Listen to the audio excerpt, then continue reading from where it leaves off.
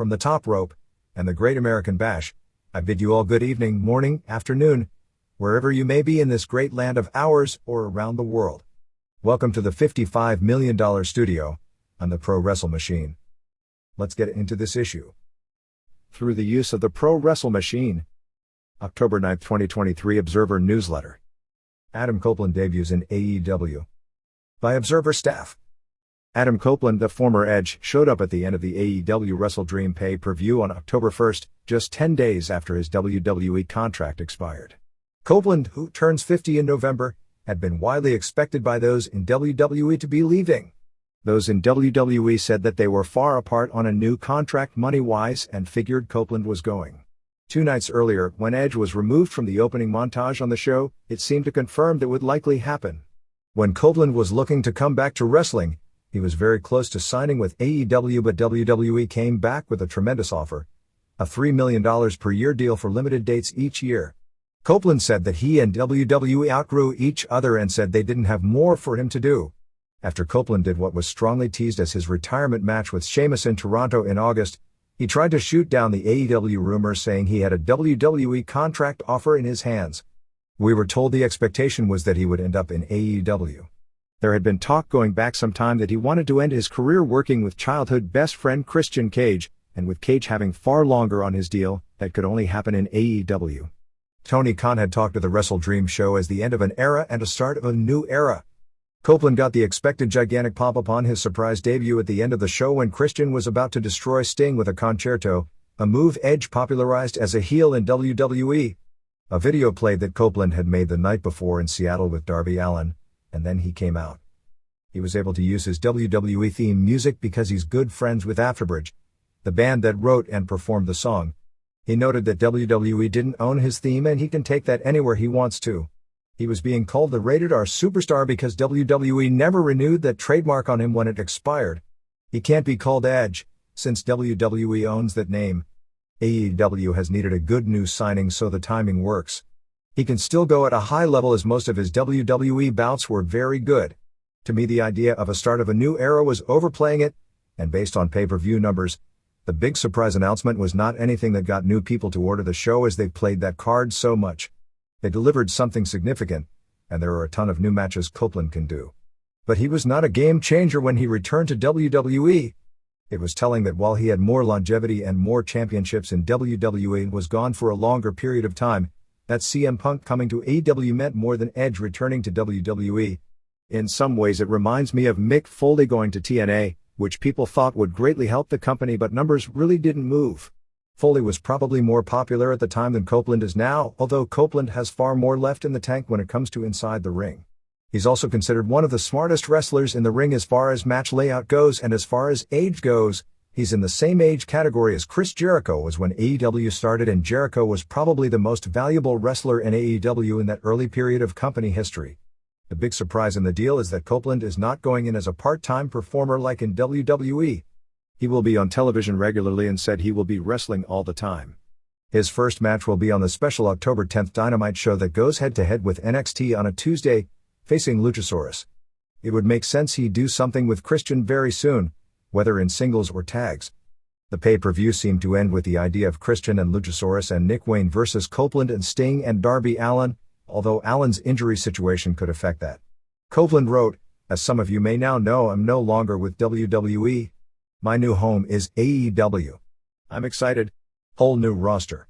Some familiar faces that I wanted to work with again, and a whole set of first ever matches. New challenges, and if you've followed my career, you know that's what I've always been driven by. But first and foremost, I want to address my 25 years with WWE. I love WWE and appreciate everything the company did for me. Always have, always will. They put me on the map, gave me amazing opportunities, and through hard work on both ends, I've been supplied with a wonderful life. Hell, WWE helped me meet the woman I'd start my family with. Sometimes relationships just grow apart, and I feel that WWE and I have just outgrown each other. I wanted to do more. They didn't have much more for me to do. Simple as that. And that's okay. I'll still be watching and still be supporting all of my friends there. I don't buy into this odd mentality of one company or the other. It's weird. If you took offense to that, take a walk, get some fresh air and soak up some sunshine. It's wrestling. An amazing gig. But still, it's wrestling. Relax. It's supposed to be fun. And it's just a segment of the fans, not most fans. And definitely not the performers. Within the industry we all know that more choices is better for everyone and pushes us all to be better. As a wrestling fan, which I still am, it's exciting that there's viable companies providing wrestling on national and worldwide platforms. If you're actually a fan of wrestling, and not acronyms, that should make you happy too. I guess what I'm trying to say is this: if you've appreciated my work, you still can, no matter what the initials are. Because I'll still be busting my ass every time I'm out there. This ride isn't over just yet. Just try to have fun, like it should be. Because trust me, I'll be having fun every time I'm out there in an AEW ring. An immediate criticism is that AEW is relying on more older wrestlers who have limited futures. To me, right now, with Jade Cargill starting in WWE and Punk having the possibility of doing so as well, AEW did need a big signing. Mercedes Moné is expected to also fit that bill when she recovers from her injury. The key when it comes to any new signing from WWE is the mentality involved. Many of the people AEW signed that were fired by WWE had the mentality of wanting to be in WWE. Those guys for the most part have limited effectiveness. Copeland seemed very happy at the press conference after the show, but everyone always is on day one. Copeland does have Christian as well as FTR as close personal friends in the company, and he will be featured strongly. He has a great reputation and his work ethic in the ring is unquestioned. The key negative factors are working a full-time schedule at his age with a history of neck problems which came likely from the TLC type of matches and other types of matches he did when he was younger. But he did have years off, and in his WWE comeback, there were no known neck issues. So it's a balance between him working at the level fans expect from AEW, which is often not the healthiest thing, and working smart enough to have good matches without frequent serious injuries. He said he thought coming to AEW would benefit the entire industry and he'd love to help out the younger talent and teach. He had previously said that his interest in wrestling picked up years ago when seeing Kenny Omega's matches with Kazuchika Okada, and said he had a list of at least 14 wrestlers off the top of his head he would like to work with. He mentioned Omega, Jon Moxley and Claudio Castagnoli as three of them that he had never worked with. He said when he got into Seattle the day before to shoot the vignette, he mostly, when not with Alan and the cameraman, hid out in his hotel room reading a book.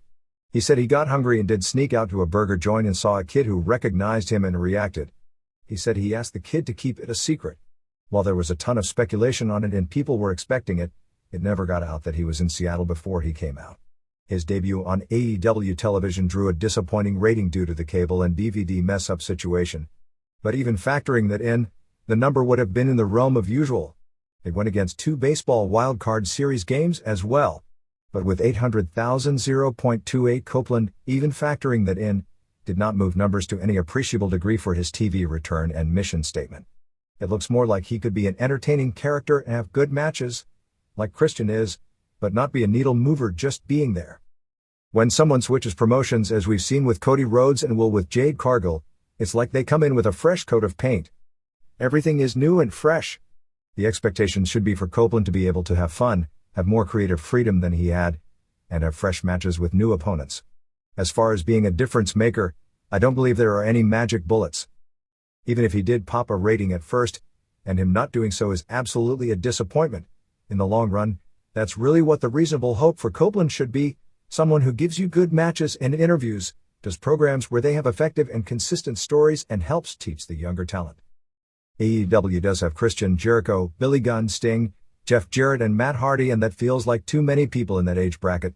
And there is the feeling of the modern-day version of TNA with spending big to get former WWE stars, particularly since Gunn and Jarrett's WWF peak was in the 90s and Copeland, Christian, the Hardys and Jericho peaked in the 00s as far as WWF was concerned, not even the 10s. The tendency to chase weekly ratings is putting guys out there with the most name recognition, but that also leads to not preparing as well for the future. Still, based on timing, AEW did need a new big name at this time, and Copeland fits the bill, and he should be pushed hard at first. Obviously he will work with Christian, and that's probably a key reason he came, and there is the natural rivalry or even a tag team reuniting, but in the long run, it's the people like Ricky Starks, Konosuke Takeshita, Sammy Guevara and Jack Perry who long-term you'd want to mix in with him when thinking future and not the present. Copeland has taken out trademarks for terms Cope, Iconoclast, Legend, and The Rogue. Copeland also talked to CBS Sports and said he believes this is his last run, I think that's a very safe thing to say because I know how much work it's going to take to be able to pull it off. I know that. I'm not in any way trying to fool myself into thinking I'm just going to trot through this whole thing. It's going to be hard. It's going to be a lot of hard work. I enjoy hard work. I always have. It's how I'm wired. It's what I was born with. It's in my DNA. So that's super fun. But I'm also a realist and I understand that I'm not going to be able to maintain it for a super long time. Although those in WWE never believed he was retiring and believed for some time he was going to AEW with the nature of how contract talks for a renewal were going, Copeland said he was considering retirement. As I got closer to the end of the deal, retirement was a very, very real option. It was not off the table. I really sat with the idea of retirement because I truly thought like, man, WWE gave me that night. I don't know how that gets top. And that's still in my brain.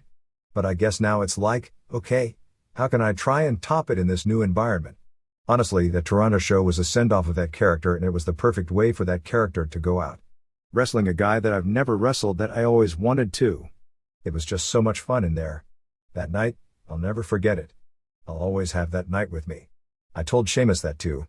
That will be one of the most special nights in my career, always. Christian being in AEW was also noted as a key. If we could end this together, that's the dream. I sat down with my girls and I'm like, okay, so what does Dad do, girls? Do I do? And I laid out the scenarios for them. Lyric said it and then Ruby agreed, go be with Uncle Jay and have fun. And that doesn't mean that I'm not having fun in other places, but they know the most fun I'm going to have is with my best friend of the last 40 years. Copeland said that his contract was actually up on September 21st and that they started working on the deal at that point. It wasn't until then. So it was really, really quick to get everything done and get everything dialed in. Figuring out so many things like getting with Alter Bridge and getting the music and doing all of those things. There were 9 or 10 days. I didn't know immediately, but I thought that's where I wanted to go. I really thought that working with Jay again was what I wanted to do and how I pictured it in a perfect world. Beth said, "What's your perfect world?" I was like, my perfect world is that I end my career with Jay. So suddenly that perfect world looked like it could be there.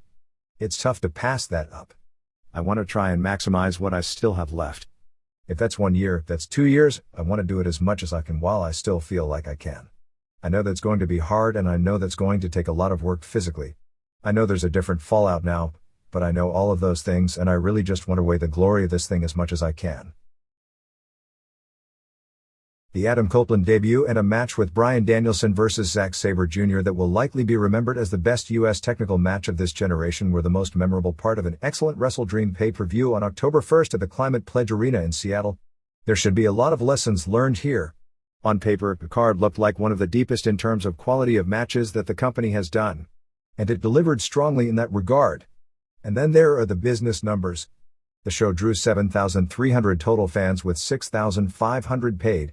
Aside from the pandemic shows in Jacksonville, this would be the lowest numbers for an AEW pay-per-view show in its history.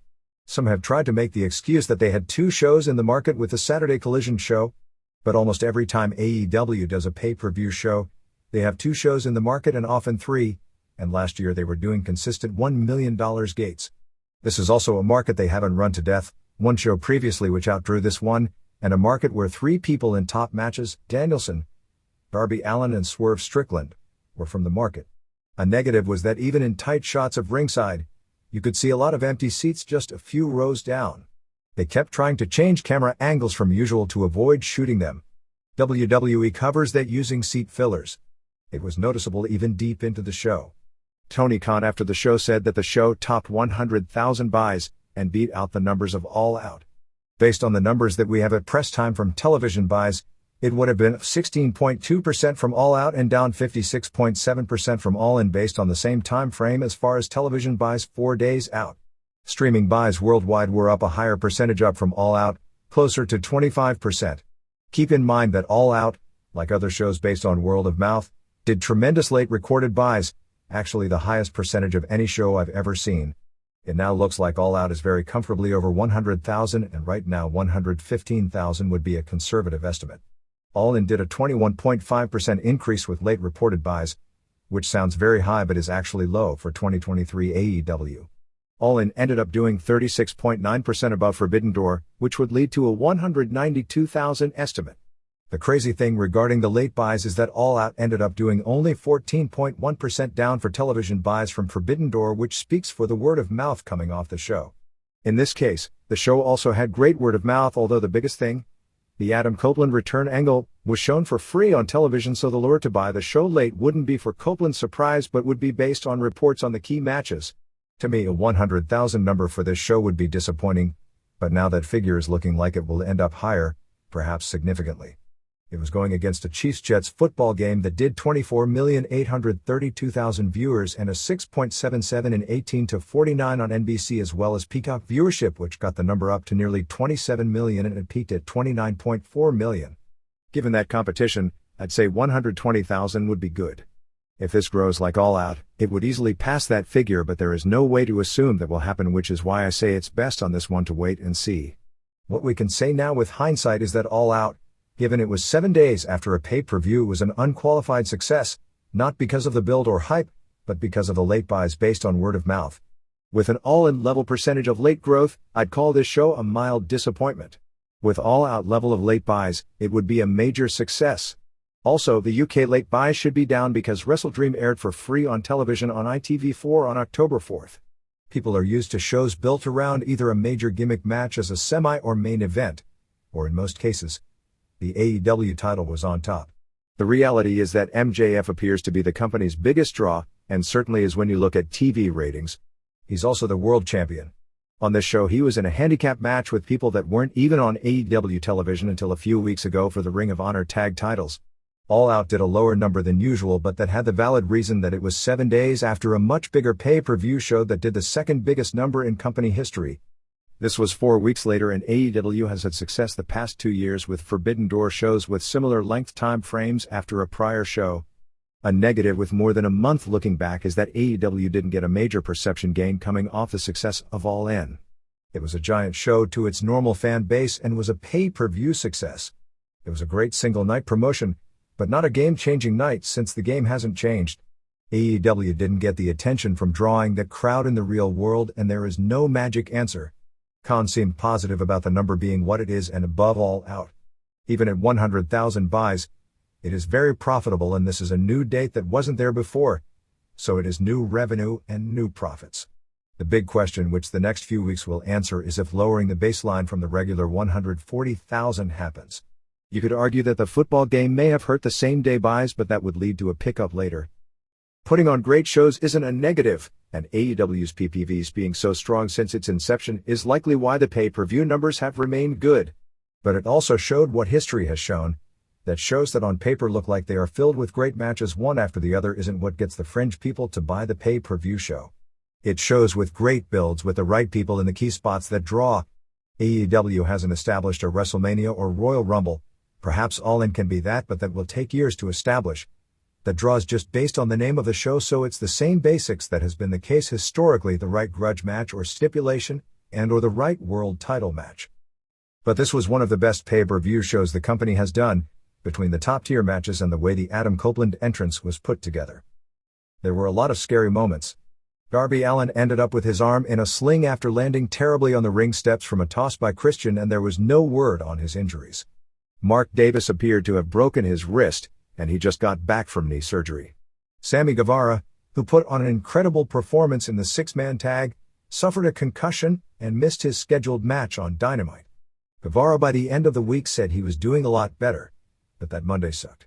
There were 5 title matches and no title changes. As far as building up future matches, the main event did create a Sting and Copeland and Allin versus Christian and Luchasaurus and Nick Wayne match with Wayne's turn on Allin. But they need to give Wayne credibility because the way he's been positioned makes him a guy who doesn't belong in the ring star power-wise even with the turn. Plus, who knows about Allen's injuries? Rey Fenix was taken out of the four-way like he suffered a shoulder injury. He's very banged up, but it was booked to take him out early so he could rest up because they wanted to deliver a great Fenix versus Nick Jackson match a few days later. There was nothing new on the show for MJF. Past he should be facing Jay White soon. Eddie Kingston came out with no new obvious match. Chris Statlander came out with no new obvious match. FTR came out with a clear next title match with the Young Bucks.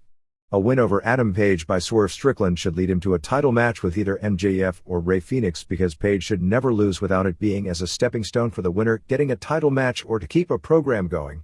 There are plenty of bouts that can come out of the trios match. Sabre talked about a rematch with Danielson in Japan or England. The style of match the two of you could do multiple times and turn it into a classic rivalry.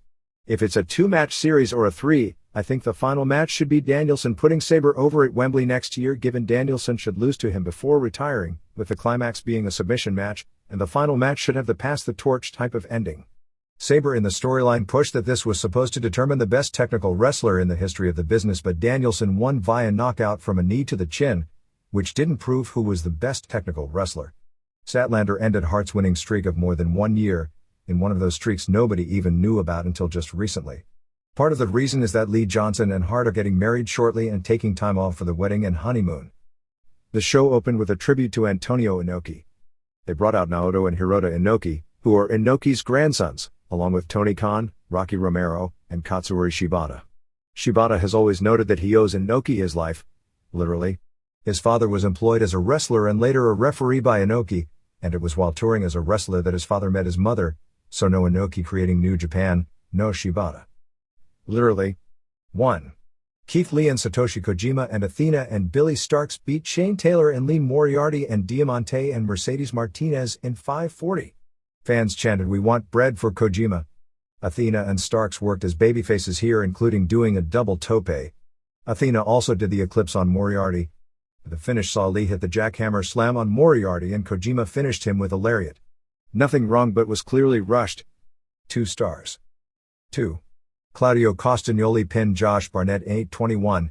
Jon Moxley, who has spent a lot of time training with Josh Barnett in Barnett's Southern California home, was on commentary. They exchanged moves on the ground and strikes. Castagnoli used a giant swing. He tried a neutralizer but Barnett blocked it. Castagnoli then used a crucifix pin. This was good. Barnett was bleeding and strongly put over Castagnoli in a post-match promo.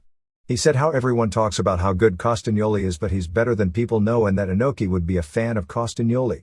He said he was really proud of Castagnoli and that he's no done and he'd like to come back and face Castagnoli again, and told him to keep training. 3 1/4 stars. 3. Luchasaurus pinned Nick Wayne in 4:54.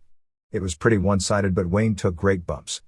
Luchasaurus choke slammed Wayne over the top rope onto the apron. Wayne made a comeback and went for Wayne's World Oscutter, but Luchasaurus blocked it and hit a rabbit lariat for the pin. 2 stars. 4. The Acclaimed and Billy Gunn retained the trios titles over Shane Haste and Mikey Nichols and Bad Dude Tito in 9:22. Tito looked good here. Haste did a hard kick to the back of Bowen's head. Tito did a great delayed German suplex on Gunn and a spinning slam on Bowen's or a near fall. The finish saw Gunn use the Fame-Asser on Tito, followed by Bowens hitting the arrival and Caster the mic drop. 3 stars. 5. MJF beat Dutch and Vincent in a handicap match to retain the Ring of Honor tag titles in 9/11. MJF came out and denied that he was in the group that attacked Jay White. He called White tofu again. He said he had nothing to do with it and somebody stole his mask out of his bag. So he's telling us he brings the mask to all the shows. He said he was going to make sure that when Adam Cole is back, these titles will be there for him. He also said he was going to body slam Dutch. So that was the match story. He first couldn't lift Dutch. Then later in the match he got Dutch off his feet and Dutch collapsed on him. The third time he slammed Dutch. MJF threw Vincent into Dutch's ass and hit the kangaroo kick on both and pinned Dutch after the Heatseeker piledriver with his feet on the ropes, which appeared to be right in front of a ref. 2 3/4 stars. 6. Eddie Kingston retained the Ring of Honor title and New Japan Strong title over Katsuyori Shibata in 10:57. Kingston stayed away from Shibata's head early, but he landed several spinning backfists late. Kingston used mostly hard chops and Shibata used head kicks. The crowd got into it. Shibata used hard kicks, a cobra twist and octopus on the ground. They did hard chops back and forth. Kingston hit a spinning backfist and Shibata kicked out at one. Kingston got a near fall with a Northern Lights bomb, hit another spinning backfist and used a Kawada-style power bomb for the pin. When the match was over, Kingston left the ring for Shibata and the crowd gave Shibata a nice ovation.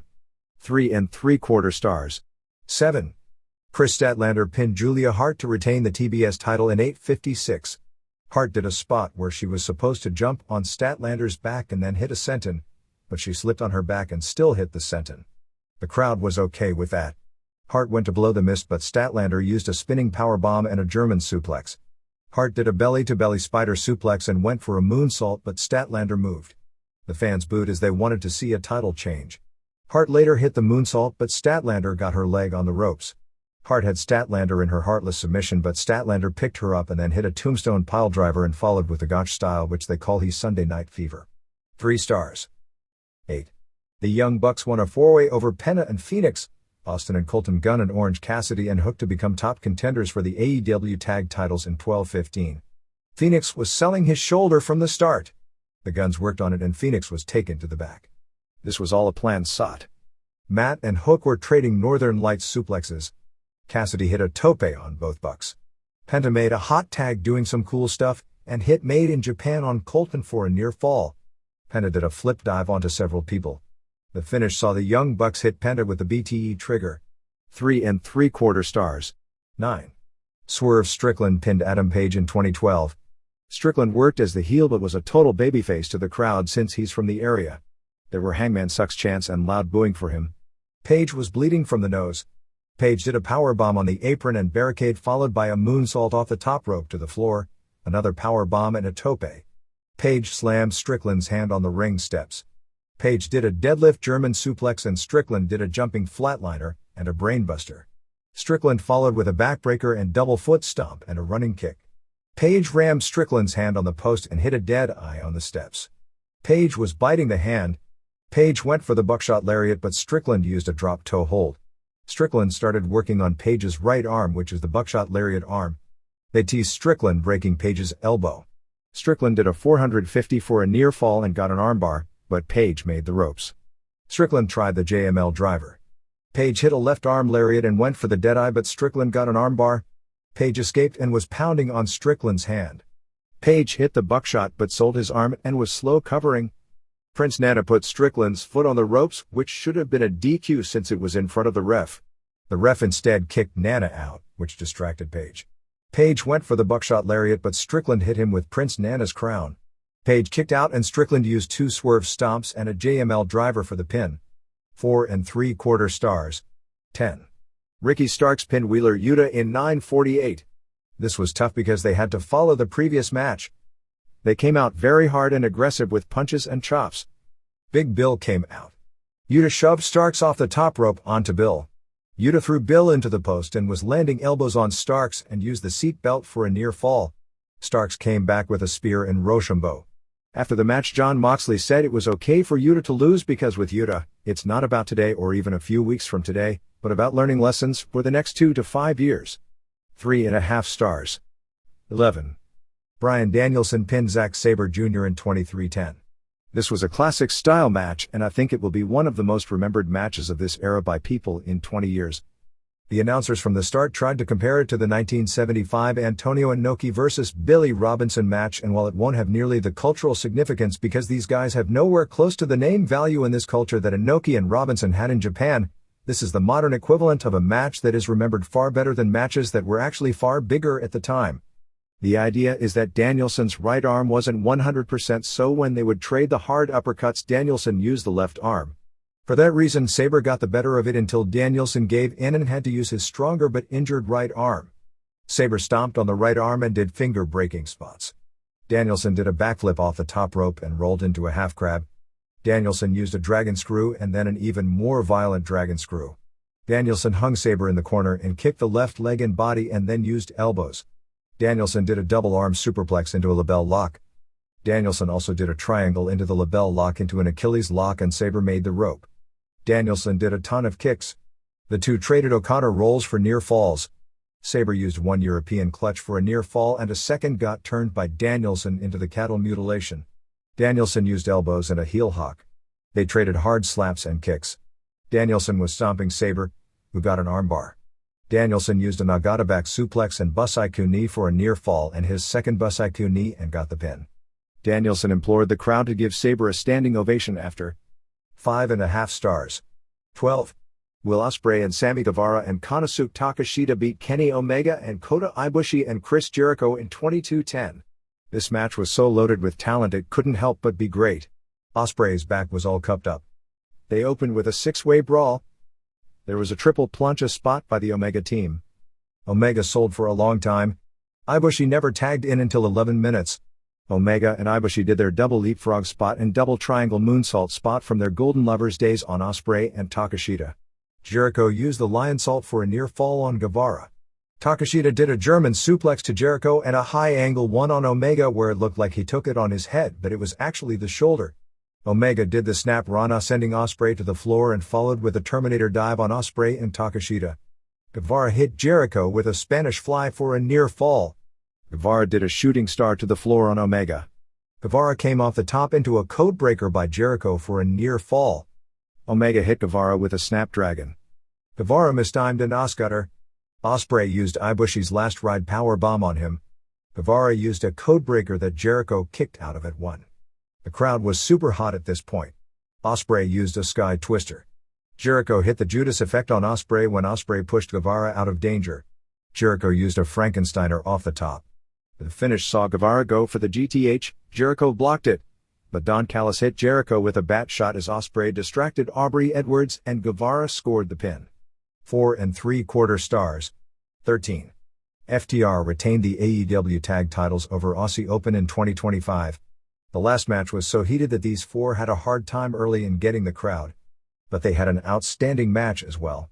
It never reached the level of their match 1 year earlier in London, but that was a legit match of the year contender. By 8 minutes in, the crowd was totally with it. At one point Dax Harwood hit 4 German suplexes on Kyle Fletcher but missed a diving headbutt. Fletcher and Mark Davis hit the Aussie Arrow on Harwood for a near fall. Davis did a crescent kick off the top on Cash Wheeler, who was on Fletcher's shoulders. Harwood used a superplex on Davis and Wheeler splashed him. Davis suffered a wrist injury that was feared to be broken. Aussie Open used a sandwich lariat on Wheeler and went for Coriolis, but Harwood broke it up. Aussie Open used the Shatter Machine on Wheeler and Fletcher followed with a running knee. They hit Coriolis on Wheeler but Harwood saved. FTR gave Davis a spile pile driver on the apron and Fletcher hit a tope. FTR won clean with a Super Shatter Machine on Fletcher. 4 stars half. 14.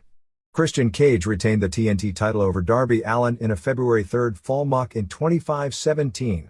The crowd was heavily into Allin early and they had a very different great match from the others on the show. Allin won the first fall in 4:57 when he pulled Christian's turtleneck over his head, used a sunset flip into a jackknife cradle, and got the pin. They kept showing Nick Wayne's mother at ringside so you knew Wayne would figure into this. At one point there were dueling chants, including for Christian. Allin got near falls with a code red and an O'Connor roll. Christian came on to Wayne's mother and threw a drink in her face, and Allin hit Christian with a tope and a coffin drop to the floor. He went for another in the ring but Christian got his knees up. Christian did a running tackle that sent Allin into the announcer's table. Christian went to suplex him off the apron into the ring steps that Allin had set up, but the steps were too far away. So he did a second suplex on floor on the steps. This bump by Allin was insane.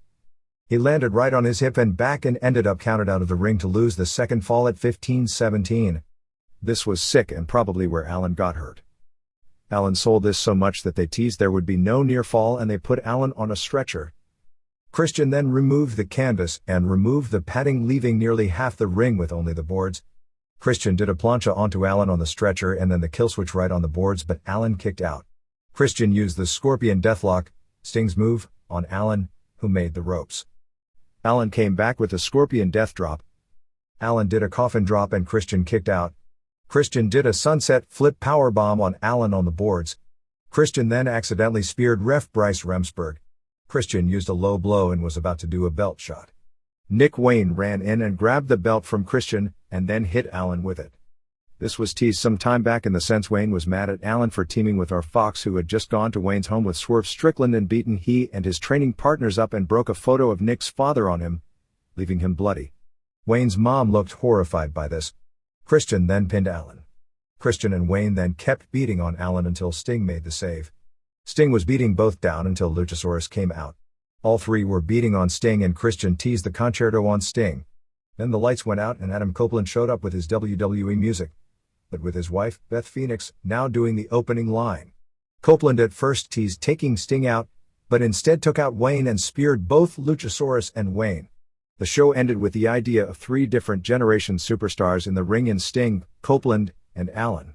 The storytelling here was tremendous. 4 stars half. Due to 2 of the best matches of the year on the brand, and really the entire promotion, NXT's No Mercy show on September 30th in Bakersfield, California, not only took a huge chunk out of the AEW Collision audience but delivered its best major show of the year. Ilya Dragunov beat Carmelo Hayes to win the NXT title in what may have been the best singles match in the WWE of 2023. The very hard-hitting and intense match ended with Dragunov winning cleanly with his jumping punch off the top rope. It was part of a storyline for the long game with Hayes and Trick Williams, as Williams beat Hayes to win the North American title. But the idea of following up with Hayes being jealous was stymied when Williams lost the title back 3 days later to Dominic Mysterio. In the main event, Becky Lynch retained the NXT Women's title over Tiffany Stratton in what was, in my opinion, the best women's match in NXT dating back to Bayley vs. Sasha Banks, and the second best women's match of the year in WWE, behind Charlotte Flair vs. Rhea Ripley at WrestleMania. Stratton made herself into a much higher level star with her performance. She actually showed more ring presence than Lynch, which is amazing. The reality is that WWE's recruitment of Division I college athletes and trying to make them wrestlers is still questionable about paying dividends for men, but it will be an unqualified success with women. Stratton, Kalani Jordan and Danny Palmer are all high-level gymnasts who, with time, are likely to be major stars in the industry. Their body control and ability to perform under pressure gives them a major edge over all but a few of the women coming out of the independent scene. All 4 competitors in the last 2 matches bled hard way. Lynch was the only one injured, as a cut on her arm was so deep that it needed 11 stitches to close, and her scheduled title match with Tegan Nox on Raw 2 days later had to be postponed for a week. Stratton also needed multiple stitches for her forehead cut. The men had some blood but nothing serious. The rest of the show was fine. The big negative was underneath when they fell into the overused tropes. The double ref bump in Mysterio vs. Williams, which is just done to death all over wrestling. And the House of Torture style match where Noam Dar beat Butch to retain the Heritage title. The show drew 4,954 fans to the Mechanics Bank Arena, which I'd consider a good crowd for the brand. Having Lynch on the show moved some tickets late, but it was doing fine. The building would sold 7,500 for a true wrestling sellout with the staging. 1. Blair Davenport pinned Kalani Jordan in 6:37. The crowd was into this as the first match. Jordan is very green but is clearly a top-level athlete. Davenport slammed her for the pin. This was to set up Gigi Dolan attacking Davenport to lead to their TV match. Dolan landed forearms on the ground on Davenport before she escaped. 1.5 star. 2. Baron Corbin pinned Braun Breaker in 9:33. Corbin came out riding a motorcycle as the idea was that he's the face here. Breaker then did a running flip dive right away. They brawled in the stands and Breaker punched security. Corbin missed a senton on the announcer's table. Breaker did a Frankensteiner off the top as well as his usual press into a power slam finisher, but Corbin kicked out. Corbin used a Death Valley bomb for a near fall as well as a deep 6. Corbin also choke slammed him on the announcer's table that broke, which the crowd went nuts for. Breaker sat up like Undertaker and speared Corbin on the floor. The finish saw Robert Stone run in, which sets up Breaker vs. Von Wagner soon. Breaker threw Stone over the top rope onto a bunch of security, and then turned around into the end of days by Corbin for the pin. 2.75 stars. 3. Trick Williams won the North American title from Dominic Mysterio with Dragon Lee as referee in 9:26. This match wasn't much but did have a great face/heel dynamic since Williams is very charismatic and Mysterio is a heat machine. Mysterio had a black eye from the Raw match with Lee. Dominic argued with Lee over the count right away. Mysterio superkicked Lee when Williams moved. Williams came back doing the Kobashi chops in the corner. A second ref came in and Dominic punched him, which somehow wasn't a DQ. Mysterio took over but missed a frog slash. He then got the belt but Williams hit a jumping knee and Lee jumped into the ring to count the pin. 2.5 stars. 4. Tony D'Angelo and Channing Stacks Lorenzo retained the NXT Tag Titles over Brutus and Julius Creed, Humberto Carrillo and Angel Garza and Lucien Price and Bronco Nima in 12:06. All action and very good. Julius Creed in particular was a real standout here. The Garzas have the potential to be a great tag team if they are given the opportunity.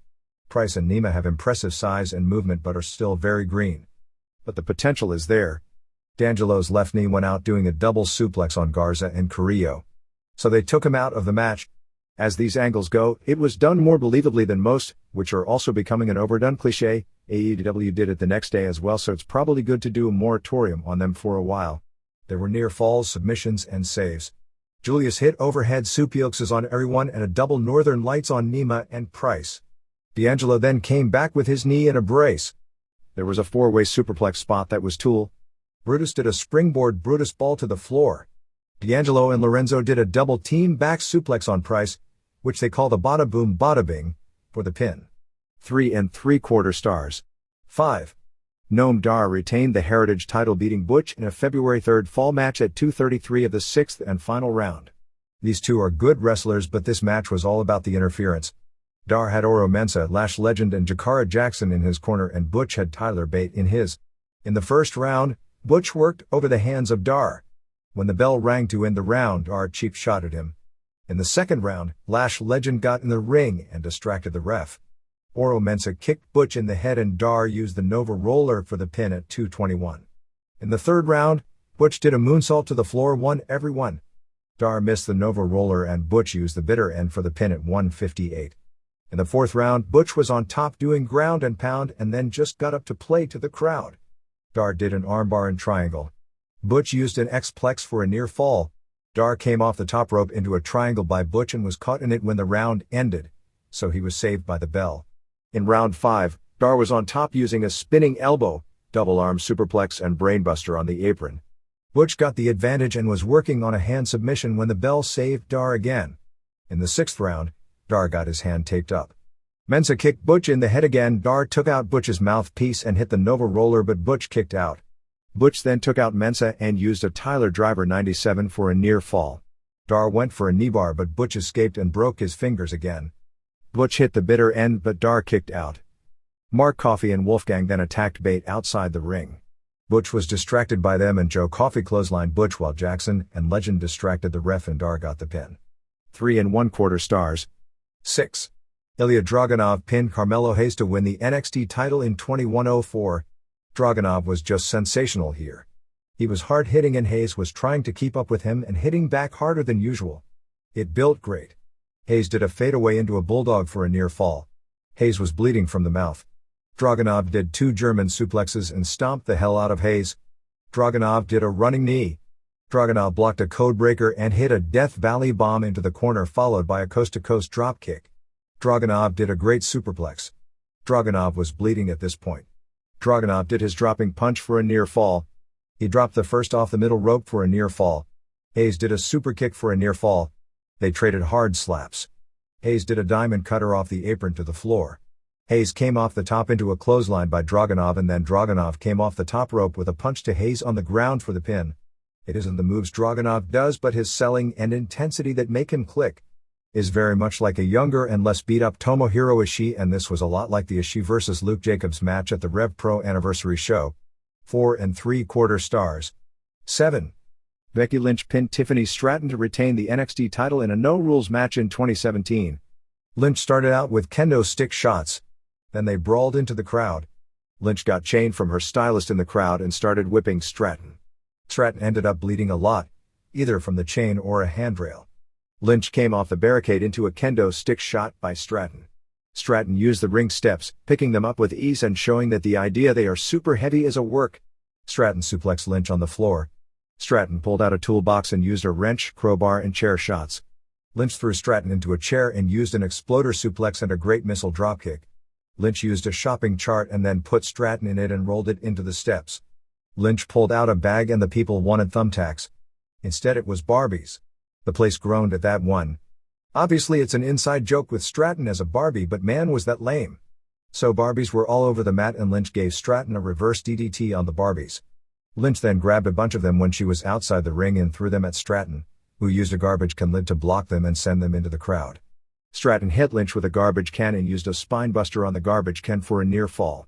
Stratton threw a bunch of chairs into the ring and slammed Lynch on the ring steps. Lynch came back with an exploder into the barricade. Lynch got out a table. The fans wanted a table for minutes and they held it off, and it got a big pop. Lynch then hid under the ring, and when Stratton found her, Lynch sprayed a fire extinguisher in Stratton's face. Lynch also used a barbed wire bat. Stratton did a handspring elbow to knock Lynch through the barricade. Lynch came back and posted Stratton in 3 on th table. Stratton did a senton on Lynch on a table, which bent. Then she did another one. Stratton did a moonsault to the floor while Lynch did an exploder on the floor.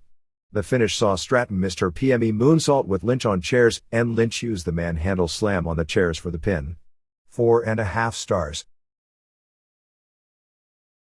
Due to TBS airing the Major League Baseball playoffs, Dynamite and NXT will be going head-to-head on October 10th from 8 p.m. on. It is believed that both shows will have overruns so they won't end at 10 p.m. NXT always goes over and AEW has gone over several times of late. This happened last year and AEW won even though NXT was the show in its normal time slot. But over the last year NXT's Tuesday audience has grown greatly and AEW's audience year over year has declined. But this time both companies have geared up, for obvious reasons. WWE would have to be the favorite, largely for putting John Cena, Cody Rhodes, Paul Heyman and Asuka on the show already, and likely having a few more roster members. Becky Lynch, Dominic Mysterio and Rhea Ripley have greatly increased the NXT audience, but Cena right now is a bigger draw by a significant margin than any of them. AEW has announced Adam Copeland's first AEW match for a show billed as Title Tuesday, against Luchasaurus. Copeland's TV debut was on Dynamite and he's also scheduled on Collision prior to the match. NXT announced Carmelo Hayes, with Cena in the corner, against Braun Breaker, with Heyman in the corner. Rhodes is supposed to make a major announcement. Asuka has a singles match against Roxanne Perez. The AEW lineup, besides the Copeland match, is filled with many of its biggest stars in matches. Rey Fenix defends the international title against Jon Moxley, returning from his concussion. One would expect a title change since Moxley was never scheduled to lose to Phoenix in the first place. Bryan Danielson will have his first ever match with Swerve Strickland, with the winner getting a shot at Christian's TNT title. Saraya defends the women's title against Hikaru Shida. Adam Page faces Jay White, and with MJF vs. White being the AEW title match at Full Gear on November 18th in Los Angeles, that would seem to make Page losing 2 straight major singles matches likely. The other match announced is Powerhouse Hobbs, not a part of the Don Callis family, against Chris Jericho. Last year the same thing happened against baseball playoff competition, and there will be one national game head-to-head with both shows on October 10th. AEW Dynamite did 752,000.26, while NXT did 676,000.18. NXT is far more popular than 1 year ago. AEW is drawing less on television than 1 year ago. NXT did not have Cena last year. AEW through moving dates was down 23.5% in viewers and down 18.8% in 18 to 49 from the week before. Because of all the technical issues, figuring from this week probably isn't fair. If we figure from the prior week with the same drops based on date, you would get 654,000 viewers and 0.23. Maybe this will do better because it is a strong show as far as good matches. But last year was also Title Tuesday. But I'd say this is what would be a fair prediction based on last year. NXT with the competition was down 8.3% in viewers and actually up 20.0% in 18 to 49. Figuring that in and remember last year didn't have Cena or Rhodes, you would have 786,000 viewers and 0.27, and if anything Cena and Rhodes should bring it up more than that. So even without Cena, using last year, NXT would be favored to even win the demo. Plus, sports seem to hurt AEW more than NXT. WWE has 5 matches announced for the October 7th Fastlane pay-per-view show from Indianapolis. It's nothing special marquee-wise but has one major hook, which is John Cena's first televised match of this run. Cena and LA Knight vs. Solo Sikoa and Jimmy Uso is the clear main event of the show, which is really about establishing Knight as just a Colton thing but as a pay-per-view main eventer. The show is sold out with 12,283 tickets out. It has a $62 getting price, so even with a sellout, the secondary market demand would be normal levels for a WWE big show. The other 4 matches are Seth Rollins vs. Shinsuke Nakamura for the world title in a last man standing match, Io Sky vs. Asuka vs. Charlotte Flair for the WWE women's title, Damian Priest and Finn Balor vs. Cody Rhodes and Jey Uso for the tag titles, and Rey Mysterio and Santos Escobar and either Joaquin Wilde or Cruz del Toro vs. Bobby Lashley and the Street Profits. All the matches should be good. Nakamura main events usually end up disappointing, but WWE last man standing matches are usually high level. The main event should be a spectacle due to the Cena and Knight team, and the tag title match should be very good. But it's still very much a B show as compared to Crown Jewel and Survivor Series. The former that is confirmed will have Roman Reigns, and the latter as a big four, even one would expect would have him as well. Russ Francis, best known as an NFL superstar, who was part of a pro wrestling family, and showed enough promise as a pro wrestler that he was once talked about as being an NWA World Heavyweight Champion, passed away on October 1st in an airplane accident. Francis, who was 70, was likely the single greatest all-around athlete of the past 50 years in the pro wrestling industry, which is a bold statement, but nobody else has the proven credentials in such a variety of sports and athletic events. He was the son of legendary wrestling promoter and wrestler gentleman Edmund Francis, and his older brother Billy Francis was also a pro wrestler. He was also the key draw in the last big house in the history of the AWA, and played a role in Santa Clara, California, getting the 2015 WrestleMania. He also once saved the life of Burt Reynolds, lost an election to the U.S. House of Representatives, and was something of a folk hero in Hawaii, where he is considered among the greatest athletes in the history of the 50th state. Francis was co-owner of Lake Placid Airways, with Rives Potts. The business provided charter and scenic flights out of Lake Placid, New York, which Francis said reminded him of the Hawaii he grew up in before it was so commercialized. While flying with Aircraft Owner and Pilot Association's Senior Vice President Richard McSpadden, considered one of the country's best safety experts on airplanes, they encountered problems after a 4 p.m. takeoff. Francis and McSpadden tried to return to the airport, but crashed before reaching the runway, and both men were killed. National Transportation Safety Board investigator Todd Gunther said the plane's engine lost power shortly after takeoff. The two, who were co-piloting the plane, then turned around in an attempt to land safely, but the plane hit a beam at the end of a runway and fell about 30 feet into a ravine. Gunther said the investigative team will be working in Lake Placid until Friday to gather material for a preliminary report on the crash. A subsequent final report will include analysis and a probable cause for the crash. Francis' plane was one of two slated to fly for a scenic photo shoot in the Adirondack Mountains. Previously, Francis had co-owned and run similar companies in Hawaii and Nevada, the latter with his father. In Hawaii, he flew around numerous celebrities including Burt Reynolds, Dom DeLuise and Carol Burnett. Once, when with Reynolds, who Francis flew with many times, Francis flew him around the islands and he jumped into the ocean at Makapuu.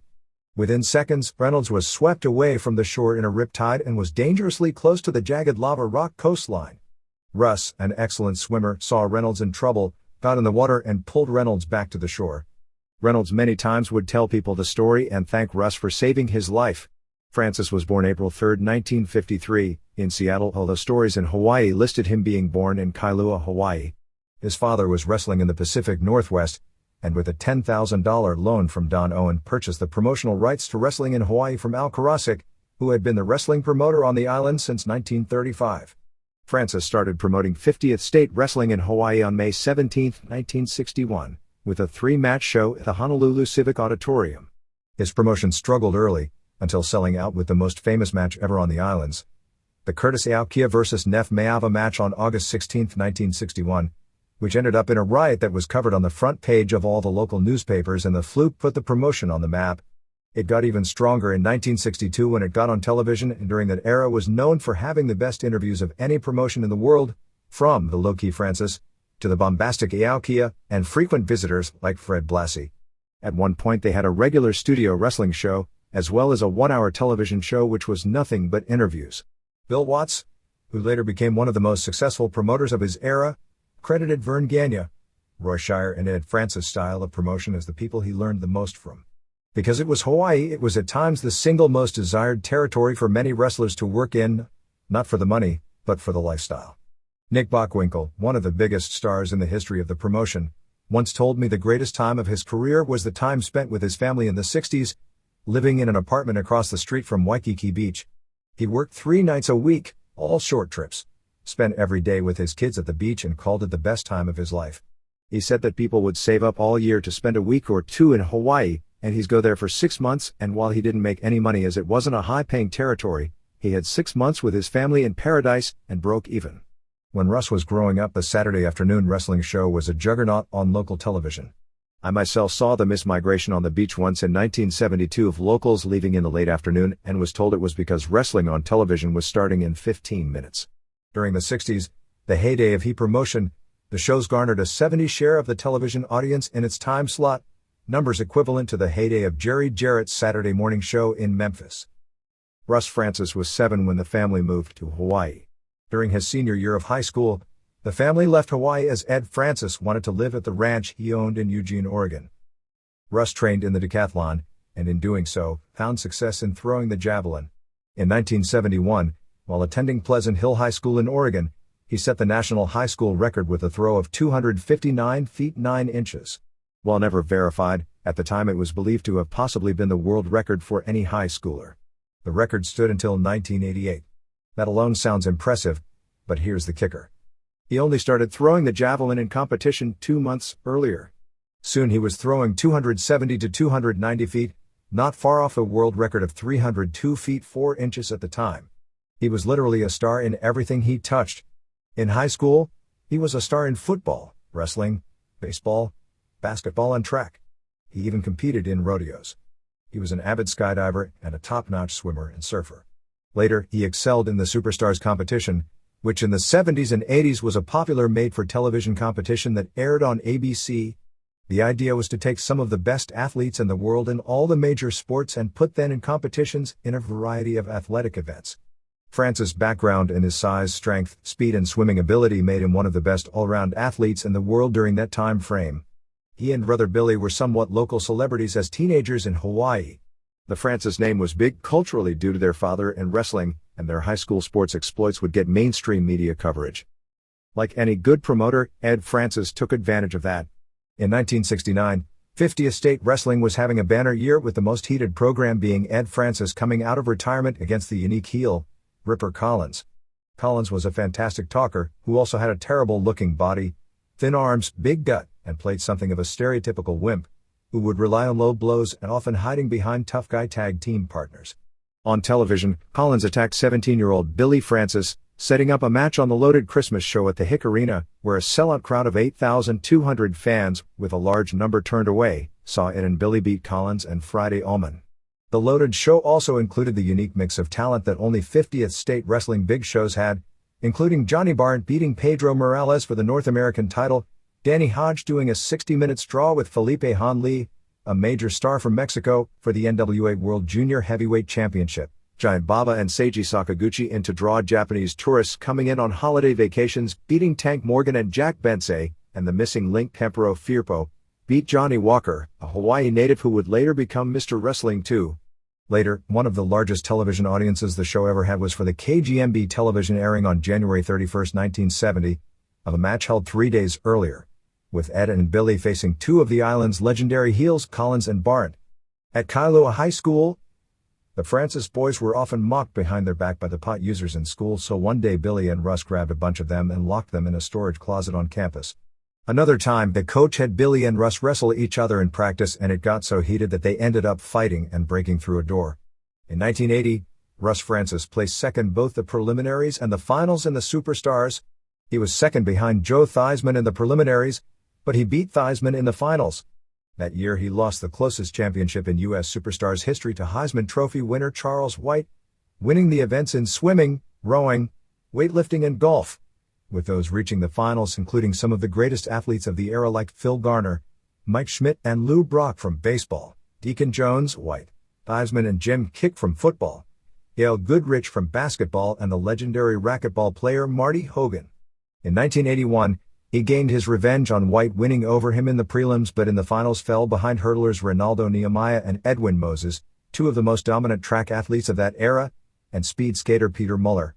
He won in swimming, was second in weightlifting, third in rowing and golf, fourth in the 100-yard dash and fourth in the obstacle course.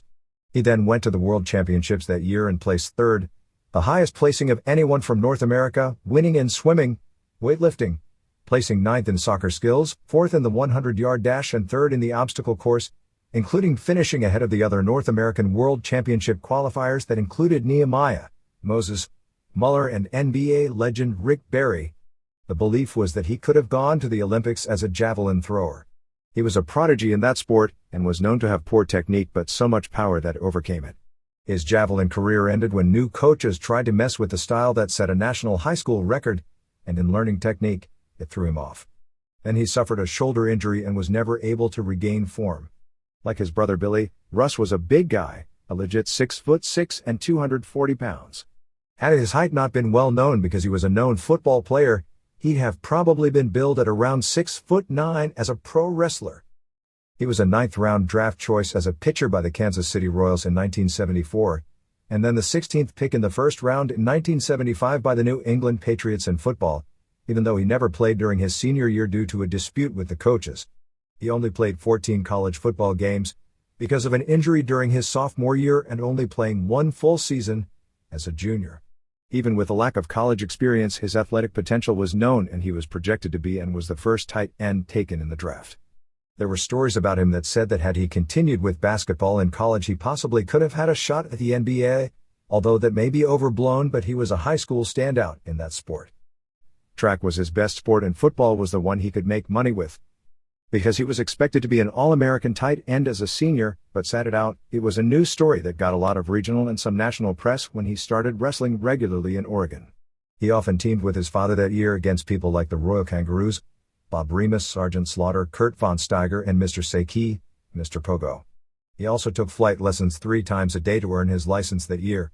He also worked for Gene Kiniski in British Columbia on the big Vancouver shows, teaming mostly with his brother. There are no records of him losing any matches in 1974. John Hanna, a teammate of his with the Patriots who is in the NFL Hall of Fame, said Francis had more talent in his finger than I have in my whole body. Who doesn't use it? He used his $25,000 football signing bonus to buy his first plane. Francis was a major star with the Patriots as one of the best tight ends in the league. He was Rookie of the Year in 1975, was second-team All-Pro in the 1976 and 1978 seasons, and was chosen by the Patriots as the best tight end in its 35th anniversary All-Star team. His nickname in those early years was that he was an all-world tight end, with the idea he was beyond being an All-Pro and the greatest all-around athlete in the NFL, given to him by Howard Cosell on Monday Night Football. In 2000, when Sports Illustrated did a list of the greatest athletes of the 20th century by state, Francis was listed at number 4 for Hawaii, behind only Duke Kahanamoku and Buster Crabbe, who were Olympic gold medalist swimmers, and Chad Rowan, Akebono, the famed sumo legend who also later became a pro wrestler. He was inducted into the Hawaii Sports Hall of Fame and the Oregon Sports Hall of Fame. His name was mentioned at times in regards to consideration for the NFL Hall of Fame, but he was never considered quite a strong enough candidate. He did some pro wrestling between seasons. In 1975 he wrestled a match in Minneapolis, beating Stan Big K Kowalski. Because of being a first-round draft choice, the match got some national publicity and in national news stories about him doing wrestling. It was written that he had beaten the more famous Killer Kowalski. Killer Kowalski was furious and responded claiming such a match never took place. Pro wrestling was mostly for fun and he didn't do a ton of matches, mostly working for the AWA, or teaming with his brother and father in Oregon or Hawaii. In 1976 he worked twice at Kiel Auditorium in St. Louis, with a lot of hype as a mid-card attraction because he was a legitimate football star. Mushnick, who while no longer NWA president was still one of the most influential men in the business, saw his size, look and babyface fire in his comebacks. He urged him to devote himself to pro wrestling after his NFL career was over, noting the success of people like Ernie Ladd and Wahoo McDaniel. He felt that with his size, look, real sports background and athletic ability, that he would make a great world champion and public face for the pro wrestling industry. Mushnick thought Francis' potential as similar to when NFL legend Bronco Nagurski, who became a pro wrestler and was made world champion. But it's doubtful he ever seriously considered that, and by the time his NFL career was over, the pro wrestling industry had changed greatly. Ed Francis shut down his promotion as a full-time territory in 1971, due to the closing of the Honolulu Civic Auditorium. That was his weekly arena that drew good enough crowds, usually 4,000 to 5,000 every Wednesday night, that he could keep a crew of wrestlers working a few shows a week while augmenting the big shows at the Hick Arena with stars from other areas. He moved the family to Oregon because he wanted to live on the large ranch he built and liked the cowboy lifestyle. He continued to run regular big shows at the Hick with some of the biggest names in the business and a few locals like himself, Sammy Steamboat Collins and Neff Mayava through 1974, which was fine when they were selling out the Hick.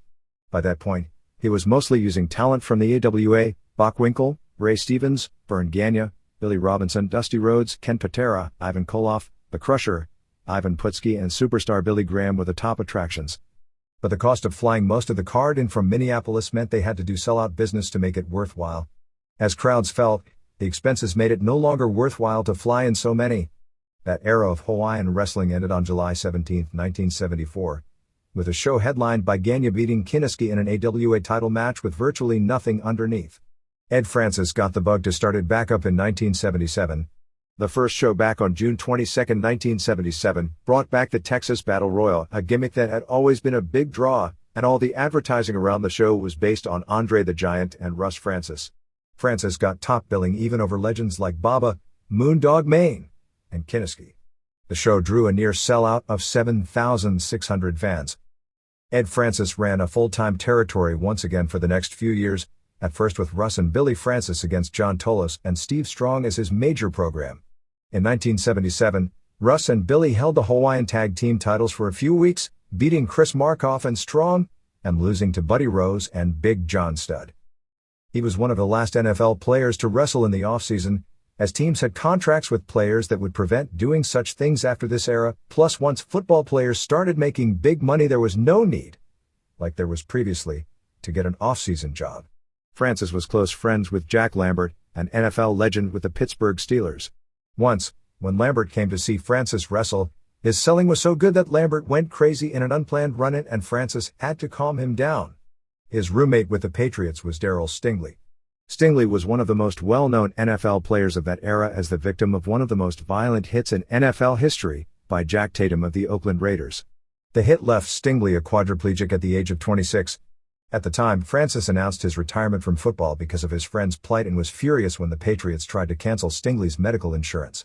Eventually the Patriots did agree to pay all of Stingley's medical bills for the rest of his life. "I have problems with football," he said. "Philosophically, I mean, why are people out there hurting each other? Why do human beings want to run into each other at full speed?" He wrestled again after the 1978 season, in Hawaii, where they did 6-man programs where he, Billy and Ed would team up. During the 1978 football season, Francis suffered a severe concussion from a hit, so bad that he wasn't able to come back to wrestling in 1979. Russ Francis never wrestled again until the 1986 WrestleMania, before finishing up his career doing a handful of matches for the AWA in 1987. During that period he was criticized because he was so talented an athlete, but some fans criticized him for being soft, because of his complaints about the violent nature of football, and his retiring multiple times over issues with management was something that tough football players weren't supposed to do. He retired from football again in 1980 after a dispute with Patriots management. His contract gave him a bonus for playing in the Pro Bowl. He was selected in 1979 but didn't actually play in the game because he was injured in a motorcycle accident. The team then refused to pay him his bonus even though he had a Pro Bowl season. His father gave up promoting wrestling in Hawaii and became his son's agent and to return to Oregon because business was not doing well. In April 1979, he sold the rights to pro wrestling in Hawaii to Steve Rickard of New Zealand. Rickard never paid Ed Francis what was promised for the territory. Rickard sold the promotion to Peter Maivia, who promoted until his death in 1982 from cancer at the age of 45, when his widow, Leah Maivia, took over. Russ Francis was working for ABC as an announcer. Bill Walsh, the coach of the San Francisco 49ers, talked with him about coming out of retirement. He played 1982 to 87 with the 49ers, as a key component of the famed West Coast offense, starting for 5 seasons with quarterback Joe Montana and alongside Dwight Clark, including the 1984 season where they went 15-1 and won the 1985 Super Bowl. Walsh told Francis he had so much talent and he was wasting the finite time he had to be a major star and make big money as a player, and that he was exactly what Walsh wanted and needed for his offensive strategy that changed the game. In the January 20, 1985 Super Bowl game, Francis had 5 catches for 60 yards from Montana as the 49ers beat the Miami Dolphins 38-16 in the famed Montana vs. Dan Marino game at Stanford Stadium. That game also has a pro wrestling tie-in. When Eddie Graham decided to commit suicide, he wanted as little publicity as would be possible for it, so decided that if he committed suicide during the Super Bowl, that would be the time. His son Mike was actually at the game and was paged while in the stands and got the word while at the game that his father had shot himself. He played one last season with the Patriots in 1988 after being cut by the 49ers at the end of the 1987 season. He retired again, for good, in 1989, due to injuries. Francis said, usually as a joke, that he continued to play football to fund his flying habit. In the 1986 WrestleMania, the big attraction for the mainstream was a battle royal. It included a number of WWE's top stars as well as several NFL star football players. The lure was William Refrigerator Perry, who had a huge cult celebrity following at the time. The players chosen besides Perry were Harvey Martin, Bill Fralick, who was a big pro wrestling fan and did a lot of hype to build up spots with John Studd, Jimbo Covert, Ernie Holmes, who briefly wrestled in Georgia years earlier, and Francis. Because Francis was a legit pro wrestler, he was kept in the Battle Royal, which also included Bret Hart, Bruno Sammartino and Pedro Morales until near the end. The final four were Hart, Jim Neidhart, Andre the Giant and Francis. The Hart Foundation eliminated Francis, and Andre then eliminated Hart and Neidhart to win. In 1987, Francis was in a battle royal at the Cow Palace on an AWA show that drew 9,000 fans. Because Francis, as a 49ers star who was very popular with the local media, was in the match, it got a ton of mainstream media publicity. It was Francis wrestling that drew the house along with the last remnants of the idea of a Cow Palace Battle Royal, which had been a big thing during the late 60s until the death of the Roy Shire promotion. It was the last really big house the AWA ever drew. The audience was very different from the usual pro wrestling crowd that night, a combination of fans back from the Shire days and football fans. Francis' reaction was far bigger than anyone else on the show and, while definitely not Hulk Hogan level, probably was at an Austin or Rock level, and the largest reaction I saw for anyone during the AWA's tenure in Northern California. The success was such that he was lured back for the next show, where he teamed with Jimmy Snuka to beat the Mercenary and the Terrorist, Brian Knobbs and Ron Fuller, but like most gimmicks of the type, those fans were only coming back once. It only drew 2,800 fans, which was still about double what the AWA was doing in the Bay Area at the time. It also ended up being his last pro wrestling match. In 2000, he ran for Congress in Hawaii as a Republican but lost to incumbent Patsy Mink. When the 49ers, the city of Santa Clara and Levi's Stadium put in a bid for the 2015 WrestleMania, officials of the team had contacted me for advice on how to win over Vince McMahon.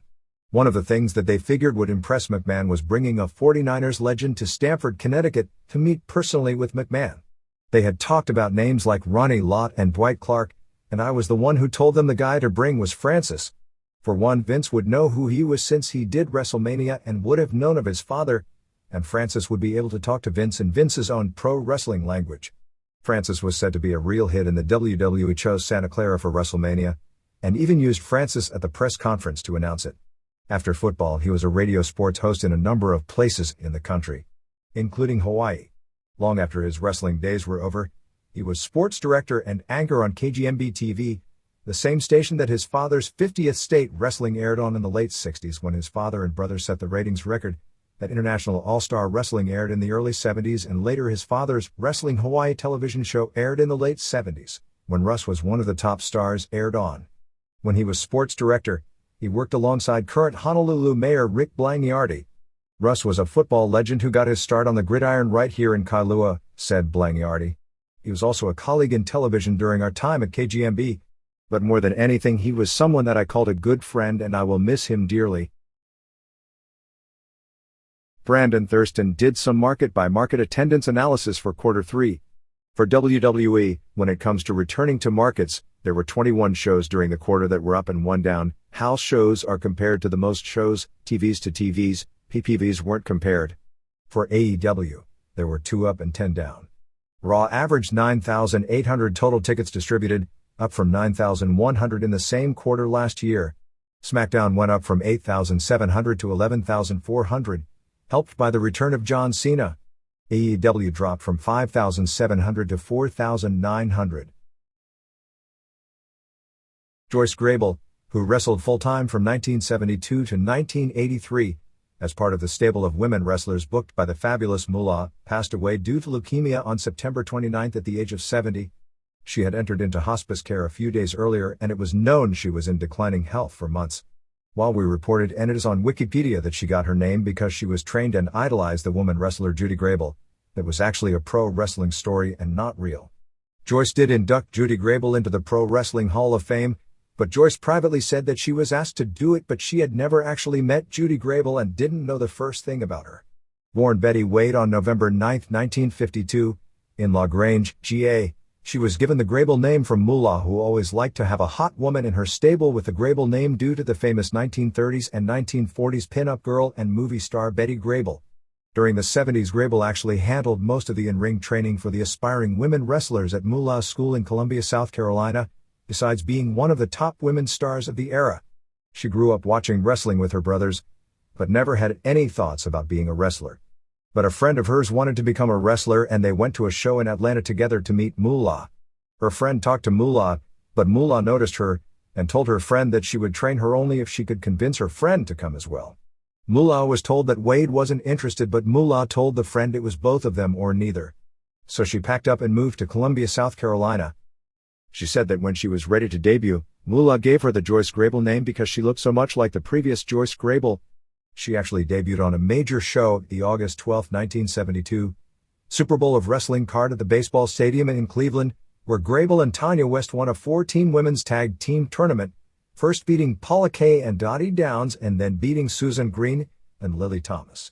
Grable is listed as having held the World Women's Tag Team titles 6 times during that era, 3 with Vicki Williams and 3 with Wendy Richter, who Grable trained.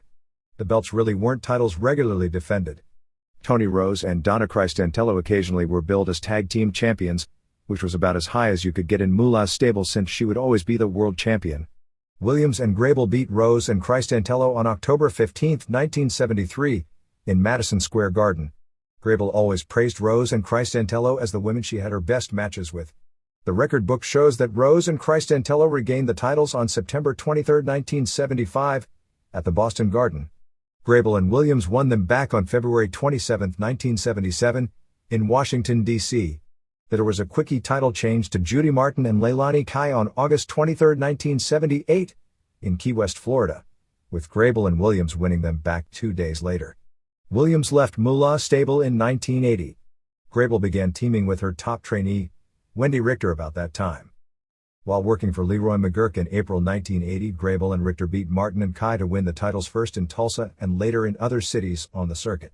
There was a 1-week title change on successive shows in Kansas City for Bob Geigel with Sabrina and Princess Victoria on April 29 and May 6, 1982. There was another quickie title change with Velvet McIntyre and Penny Mitchell, with the loss on May 13, 1983 in Calgary, and Richter and Grable regained them 10 days later in Vancouver. The belts were largely forgotten about as Vince McMahon pulled out of the NWA and Moolah sold the rights to the championships to him. Richter was groomed to be the top single star to replace Moolah, and Grable left full-time wrestling about this time. Grable did some matches before retiring after having back surgery. She worked as a receptionist at a center for mentally and physically disabled people and had battled cancer in 2013. The situation involving Matt Riddle coming off his WWE firing became more problematic, with TMZ releasing footage of him at the gate at John F. Kennedy Airport in New York when he was landing after the long trip from India for the WWE show. That September 9th incident where he seemed to cause a disturbance was said to us as the straw that broke the camel's back after a series of things that happened, mostly regarding relationships with women and failing 2 drug tests while with the company and being suspended, as well as going to rehab after the second test failure. The TMZ footage was short. Basically, he was talking very loudly at the gate and grabbed the microphone and started shouting at fellow passengers. The TMZ story said a witness told them that Riddle was connecting on a flight to Orlando after a long flight from India. The flight was postponed several times and said that Riddle and a friend were drinking at a restaurant in the airport. The witness claimed Riddle was becoming incredibly obnoxious and extremely loud and rude. The incident took place when the flight to Orlando was about to board, and said he was walking around, yelling and asking when the plane would take off before going to the front desk at the gate and grabbing the microphone. In the video, Riddle was holding a drink and joking about flying the plane. It was noted that this was all in a playful manner, but the staffers didn't like him grabbing the mic. Riddle was denied entry to the plane due to his state. The witness said Riddle got upset, saying, "So are you telling me I'm not going home today?" Riddle said security was called and Riddle was spoken to but not cited, and did apologize for his behavior. They told him he was free to go. Riddle then made a claim that a Port Authority police officer sexually assaulted him, saying it on social media and then deleting it. But the Port Authority police did investigate the matter, which is still ongoing. It was known that several promotions were interested in Riddle in both pro wrestling and MMA. In the MMA world, where we can confirm interest from both PFL and BKFC, bare knuckle fighting championships, it's doubtful this would make a difference in getting a deal. In his case, he would be a celebrity fighter who did fight in UFC for several years. He was not a top fighter, but he was a UFC caliber fighter who picked up several wins before being let go for failing tests for marijuana. He had a public falling out with Dana White at the time.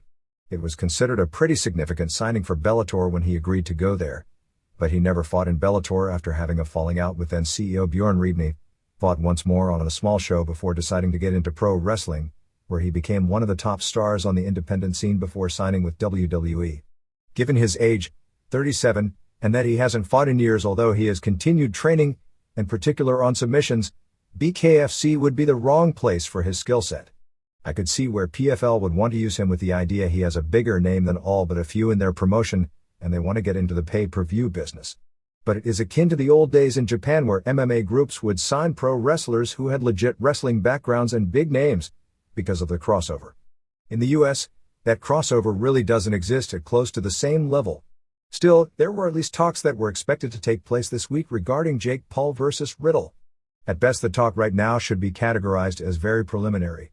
Ultimately, it's a call that will be made on Paul's side. If it's boxing rules, it's likely an easy safe fight for Paul, and Riddle would be doing it for a payday. If it's MMA rules, it's intriguing because Paul would be younger and has been fighting while Riddle hasn't, and the size isn't an issue like it was with Paul boxing guys like Nate Diaz and Tyron Woodley. But Riddle has kept up his jiu-jitsu training throughout his WWE career. There are wrestling companies who have shown interest, but no deal is believed to be close to happening, nor could any until December 20th. The baggage that led to him being fired by WWE is obviously going to be a factor in any decision-making by the companies. Curtis Smith, who wrestled mostly under masks during a career from 1968 to 1981, best known as part of tag teams like the Blue Yankees, the Infernos, the Spoilers, the Blue Infernos, and the Assassins, passed away on September 25th at the age of 80. It was quite the play on words that a man whose most famous guise was as one of the Infernos with manager J.C. Dykes left wrestling and wound up in Carrollton, Georgia, where he spent 18 years working for the local fire department.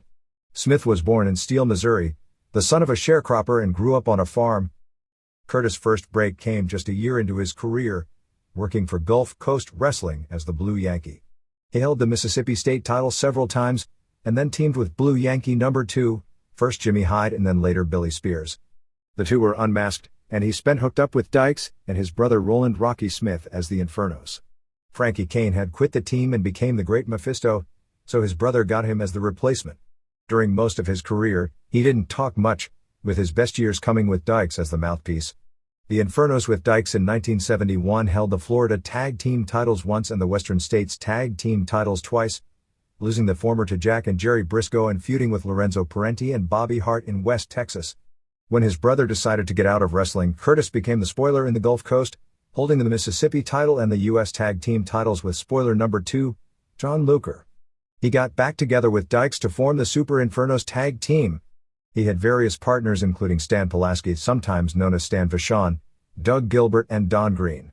They held the Southeastern Tag Team titles twice and the Georgia Tag titles twice. In 1974, he became part of the Mighty Yankees in the Gulf Coast, teaming with Duke Miller. After the Mighty Yankees split up, a Mighty Yankee number 3, Mike McManus, became Smith's partner, and they held the U.S. and Gulf Coast Tag Team titles. That was the team that went to California in 1975 at the Infernos, with Dykes as their manager. McManus quit the team and the former Carl von Bronner became one of the Infernos. They were heels at the time, feuding with Black Gordman and Great Goliath, as well as with Chavo Guerrero and Raul Mata. Smith left the territory and von Bronner was unmasked, but Dykes stayed using the name Senor X, under a mask, teaming with von Bronner. Smith and McManus reunited as the Infernos for New Japan with Dykes in 1976. They didn't get a push, beating a few underneath teams but always losing to the name stars. Smith and Dykes had a falling out on the tour and never worked together again.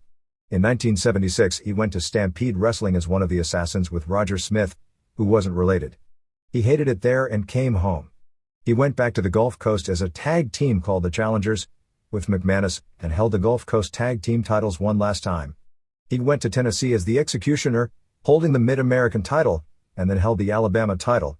He also won the Gulf Coast Tag title 2 more times in 1977, with partners Spears and Eddie Sullivan, and went back to Tennessee as Mid-American Champion. He was in the Gulf Coast promotion when it folded, and then he moved to the Central States as the Blue Yankee, holding the Central States Tag titles with Buck Robley. He had a 1978 tour with New Japan as the Executioner, although he lost virtually every match there, but had singles matches with Antonio Inoki, Seiji Sakaguchi, Tatsumi Fujinami, Riki Choshu, Strong Kobayashi and others, and lost in tag teams with partners like Chavo Guerrero, Root Bernard, Chris Markoff, Killer Carl Krupp, and Tony Rocco.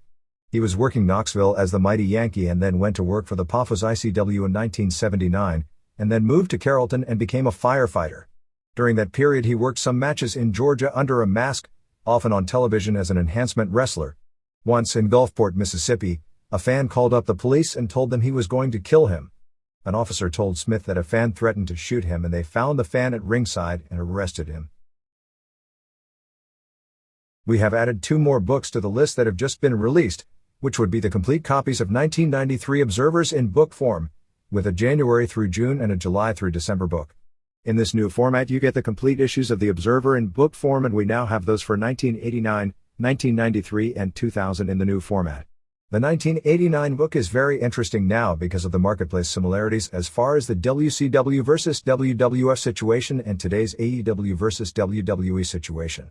Obviously there are made differences, but the idea of the number 2 company putting on great matches and delivering strong pay-per-view shows while struggling with selling tickets to the events is similar, and a lot can be learned from studying that period. Observer in book form, and we now have those for 1989, 1993 and 2000 in the new format. The 1989 book is very interesting now because of the marketplace similarities as far as the WCW versus WWF situation and today's AEW versus WWE situation. Obviously there are made differences, but the idea of the number 2 company putting on great matches and delivering strong pay-per-view shows while struggling with selling tickets to the events is similar, and a lot can be learned from studying that period. As of October 1st, this is the number of homes for channels that have pro wrestling and MMA programming. A&E 64,280,000, AXS 33,100,000, Bind 9,130,000, ESPN 71,080,000, ESPN 2 71,080,000, FS 1 71,190,000, Showtime 14,270,000, TBS 70,260,000, TNT 70,160,000, USA 71,130,000, Vice 46,270,000. For the week of September 25th to October 1st, SmackDown was in a 3-way tie for 20th place in the network standings. It was behind 10 NFL-related shows, 5 college football-related shows as well as The Simpsons, The Golden Bachelor, Survivor and Dancing with the Stars, and tied with 2 episodes of The Voice. It did beat all episodes of Big Brother, which it had been behind in recent weeks. On cable, Raw was 13th, behind pro and college football-related shows and the Republican Party debate. AEW was 23rd and NXT was 34th. Among entertainment shows for the week, Raw was 1st, AEW Dynamite was 4th, also behind 90 Day Fiancé and Sister Wives. NXT was 10th. AEW Dynamite on October 4th had 2 major issues, one being a DVR issue that impacted much of the country where those who recorded the show mostly got episodes of Young Sheldon because a snafu at TBS set a schedule listing Dynamite from 4 to 6 p.m. Not every system had the snafu, but a large percentage did, meaning those who don't watch live and watch later would have missed the shows. The DVR viewers who watch until 3 a.m. are counted in the first numbers. The difference should be even more substantial in the +3 and +7 numbers. The other issue was a sound problem during the first airing of the Adam Cole/Roderick Strong/Kingdom segment. The show was also impacted going against 2 Major League Baseball wildcard games. The show did 800,000 viewers within 0.28 364,000 viewers in 18 to 49 and in 0.25 in 18 to 34. The viewership below 35 was actually up for most weeks, but above 35 was way down, meaning probably baseball and less reliance on social media, meaning less knowledge of the DVR snafu issue. We don't have the standings, but it is believed AEW was 6th for the night and 3rd in the time slot. Besides the 2 games, it was also behind 3 other baseball shows around the game on ESPN. Head-to-head, it trailed the Miami vs. Philadelphia wildcard game that did 3,238,000 0.85 on ESPN and Milwaukee vs. Arizona on ESPN2 that did 1,952,000 0.45. Survivor also did 4,879,000 0.78. Even saying all that, the number has to be considered a disappointment for the debut of Adam Copeland. However, the Copeland segment at the end of the show was the high point of the show, and it's extremely rare that this happens for an AEW show. The show also opened lower than any show in recent memory, and the first quarter was the low point in 18 to 49, which again indicates viewers not figuring out the problems. The total viewer number was the lowest since May 3rd, and it was also the first time since NXT moved to Tuesday that an NXT total viewer number was larger than the Dynamite number in the same week. AEW still won handily in 18-49 and even more so in 18-34, while NXT won by a wide margin over 50.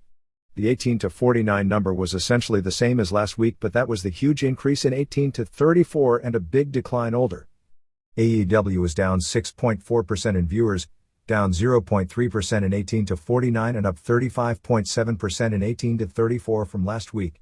Broken down, the show did 123,000 in men 18-34, up 48.2% from last week, 52,000 in women 18-34, up 13.0%, 132,000 in men 35-49, down 21.9%, and 57,000 in women 35-49, down 14.9%. The audience was 70.1% male at 18-49. From 1 year ago, it was down 22.9% in viewers, down 15.3% in 18-49 and up 13.6% in 18-34. Factoring out the losses in homes, the real numbers would be down 16.5% in viewers, down 5.1% in 18-49 and up 27.3% in 18-34. The first segment with Chris Jericho, Adam Copeland, and Kenny Omega, and the start of Rey Fenix vs. Nick Jackson did 804,000 viewers and 321,000 in 18-49. The rest of the match and the post-match, along with a segment with no sound and Wardlow vs. Griff Garrison, did 788,000 viewers and 352,000 in 18-49. Don Callis and Konosuke Takeshita promo, a replay of the Cole/Strong/Kingdom segment and the Acclaimed and Billy Gunn vs. Butcher and Blade and Kip Sabian fell to 715,000 viewers and 326,000 in 18-49. The Bullet Club Gold segment with MJF grew 796,000 viewers and 387,000 in 18-49. The end of the segment, Orange Cassidy and Hook promo and Jericho and Omega vs. Takeshita and Kyle Fletcher grew to 849,000 viewers and 392,000 in 18-49. The end of that match and post-match attack by Powerhouse Hobbs did 819,000 viewers and 372,000 in 18-49. MJF and the Acclaimed, the Samoa Joe video and Tony Storm vs. Sky Blue did 795,000 viewers and 361,000 in 18-49. The end of that match and start of Copeland's promo did 809,000 viewers and 379,000 in 18-49. The end of the promo segment did 852,000 viewers and 401,000 in 18-49, both show highs. NXT on October 3rd once again showed the drawing power of Becky Lynch as the combination of her return to the show and the Trick Williams vs. Dominic Mysterio North American title match, along with heavy promotion of both on Raw, led to the show's largest audience since the 2020 Halloween Havoc show. The show did 857,000 viewers within 0.22, 289,000 viewers in 18-49 and 0.15 in 18-34. They did that even with opposition of Major League Baseball Wild Card Series. NXT was number 7 for the night on cable, but beat everything but baseball-related shows. Miami vs. Philadelphia on ESPN did 2,985,000 0.75, and Arizona vs. Milwaukee on ESPN2 did 1,864,000 0.43. It beat the news channels even with the McCarthy House Speaker's vote, which dominated much of the top 30 besides baseball. The leading entertainment show in competition was Real Housewives of Salt Lake City at 457,000 0.16. The gains were exceptionally strong with women, notably those 35-49. The Lynch Open of the show did 910,000 0.22 and the title match did 807,000 0.23 in the final quarter and 928,000 0.27 in the overrun. The show was up 34.7% in viewers from the prior week, up 23.0% in 18-49 and up 8.1% in 18-34. So in this case the gains were very heavy in the over 50 category. The show did 60,000 in men 18-34, down 3.2% from last week, 47,000 in women 18-34, 27.0%, 113,000 in men 35-49, up 9.7%, and 69,000 in women 35-49, up 109.1%. The audience was 59.9% women as compared with 70.2% the prior week. From 1 year ago, the show is up 37.1% in viewers, up 71.0% in 18-49 and up 91.1% in 18-34. Factoring in homes lost by cable, the real gains are 45.3% in viewers, 88.2% in 18 to 49 and 110.7% in 18 to 34. Raw on October 2nd did the best numbers the show has done since the start of football season, but it also had the largest audience tuning out of the season. The show did 1,511,000 viewers within 0.48, 632,000 viewers in 18 to 49 and 0.37 in 18 to 34. The major audience gain was men 18 to 34. The football competition was the weakest of the season, which likely led to the rise. The only game was the Seattle Seahawks versus New York Giants, which did 8,748,001.67 on ABC, 6,507,002.18 on ESPN, and 1,334,000.55 on ESPN2. The three-station total was 16,589,004.40 as compared to 22,304,006.56 last week, which was also the level of the 2 weeks before that. So that pretty much explains the higher Raw numbers, especially for the first 2 hours, although the third hour fell greatly even though the game was a blowout. Raw was 6th on cable, with the highest non-sports show being 90 Day, the last resort at 1,254,000.24.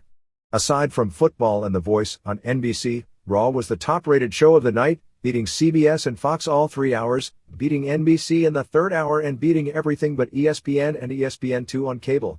The audience was up 3.1% in viewers, but up 12.5% in 18 to 49 and up 32.7% in 18 to 34 from last week. The first hour did 1,626,000 viewers, which is well above what the show has been doing. The second hour at 1,532,000 viewers, and in most weeks the second hour is about the same as the first. The third hour dropped to 1,385,000 viewers. The comparison with 1 year ago accentuates just how much younger the Raw audience has become.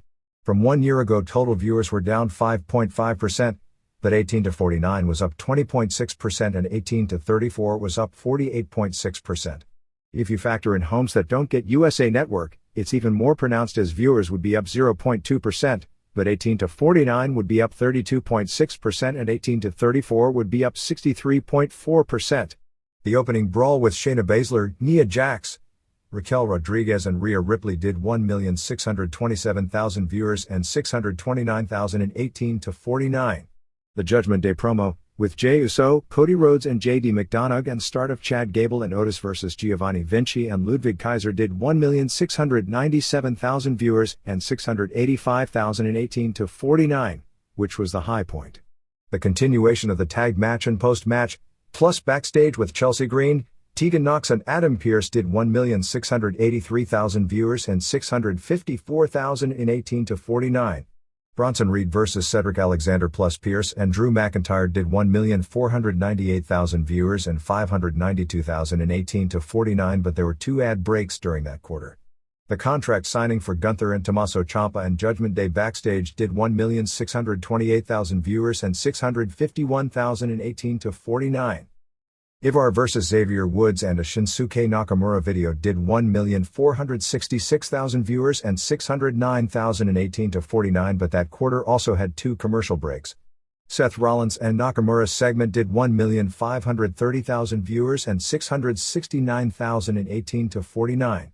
Nox and Becky Lynch backstage, Nox vs. Chelsea Green and Jey Uso promo did 1,463,000 viewers and 651,000 in 18 to 49 in another quarter with 2 breaks.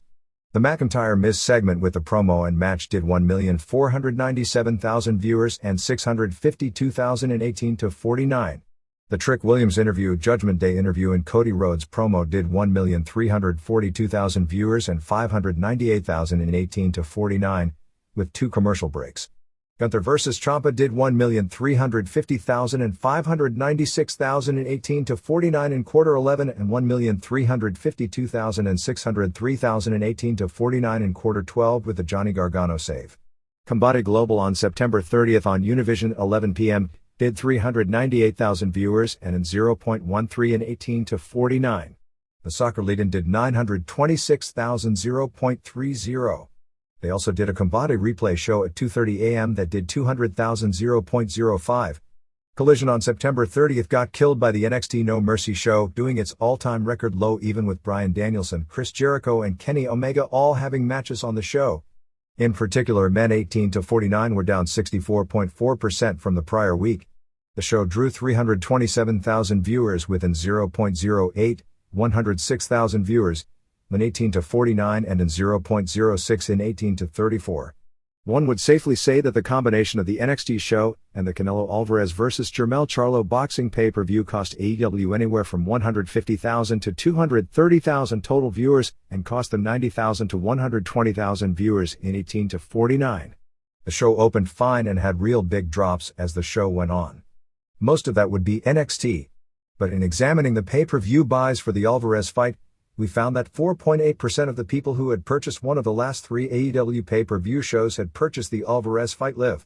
While it's not a lock that would be the percentage of usual TV viewers, it does indicate a far bigger crossover than expected. The numbers were down 41.8% in viewers from last week, down 54.9% in 18 to 49 and down 48.8% in 18 to 34 even though the college football competition was tougher the week before. The NXT show was expected to hurt it significantly, but not that significantly. It also went against the Canelo Alvarez vs. Jermell Charlo pay-per-view show. The fight itself was after AEW on the East Coast but did air against the West Coast feed, but the pay-per-view itself in most of the country started at the same time as Collision. Collision ranked number 33 for the night on cable and 9th in its time slot. The head-to-head football was Notre Dame vs. Duke on ABC, 5,324,001.20, LSU vs. Mississippi on ESPN, 3,722,000.99, Michigan State vs. Iowa on NBC, 2,170,000.39, Iowa State vs. Oklahoma on FS1, 808,000.20, West Virginia vs. Texas Christian on ESPN2, 739,000.18, as well as the soccer on Univision and baseball on Fox, 1,680,000.34. But that competition wasn't nearly as tough as last week when Collision did great. The key factors were different were NXT and the boxing match.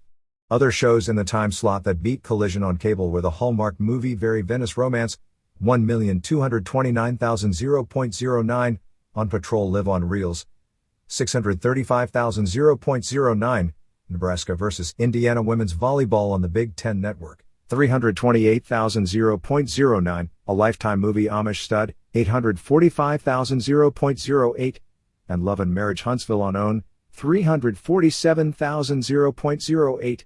Collision had been beating all entertainment shows on cable most weeks, losing only to college football most weeks.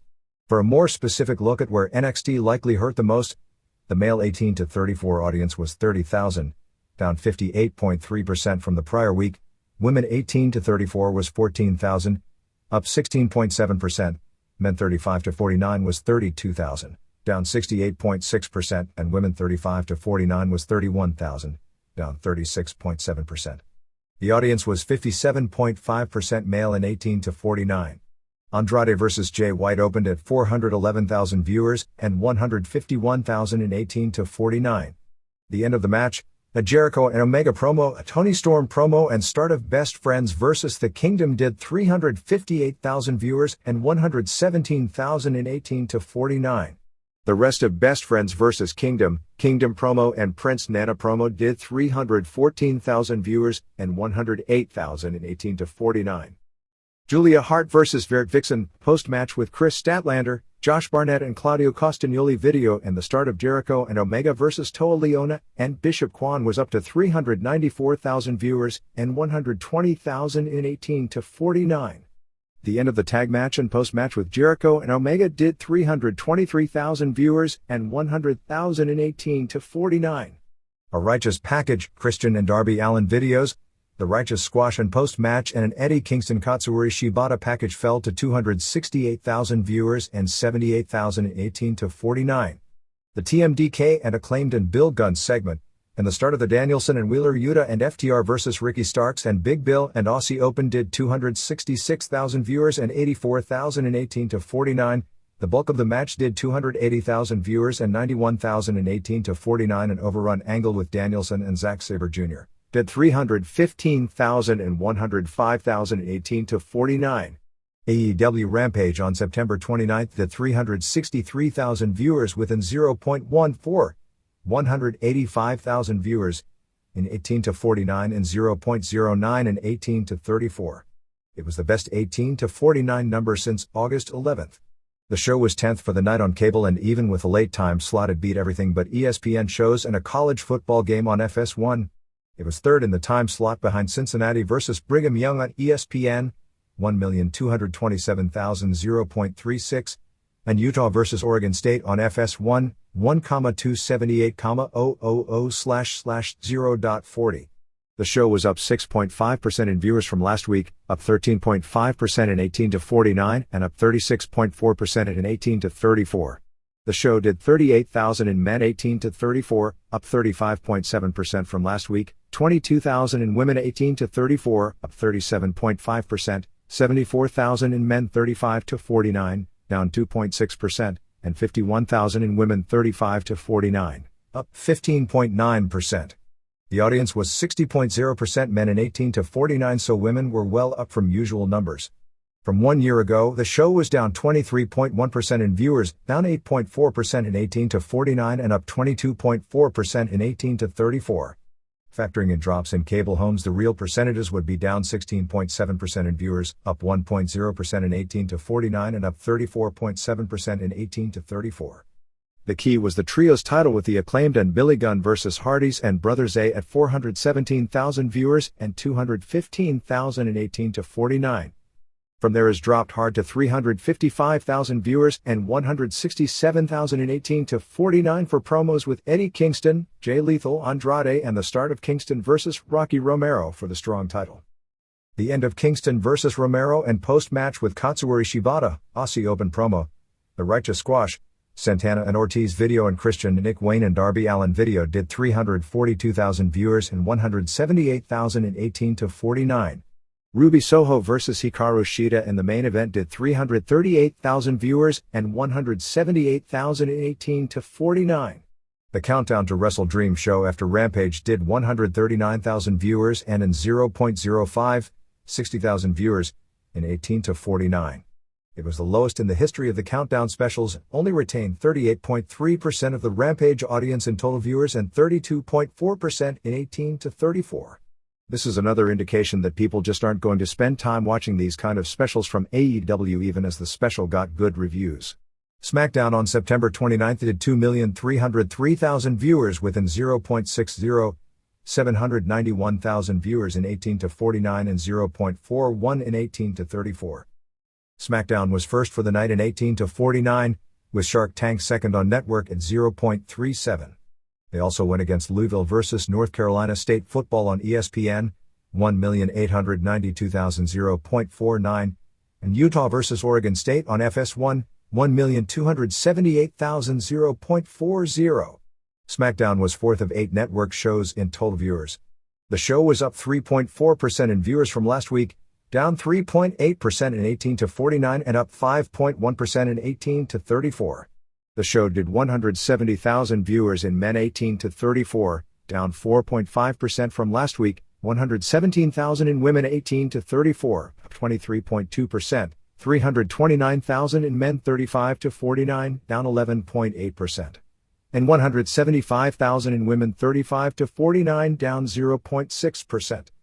The audience was 63.2% male and 18 to 49. From 1 year ago, the show was up 4.3% in viewers, up 12.4% in 18 to 49 and up 36.7% in 18 to 34. It opened at 2,354,000 viewers and 791,000 in 18 to 49 for a promo with Paul Heyman, Jimmy Uso, and Solo Sikoa. Uso vs. Carl Anderson plus post-match with Sikoa and Mission, interviews with Santos Escobar and the Bloodline and start of the Grayson Waller affected 2,381,000 viewers and 824,000 in 18 to 49. This was the viewer peak.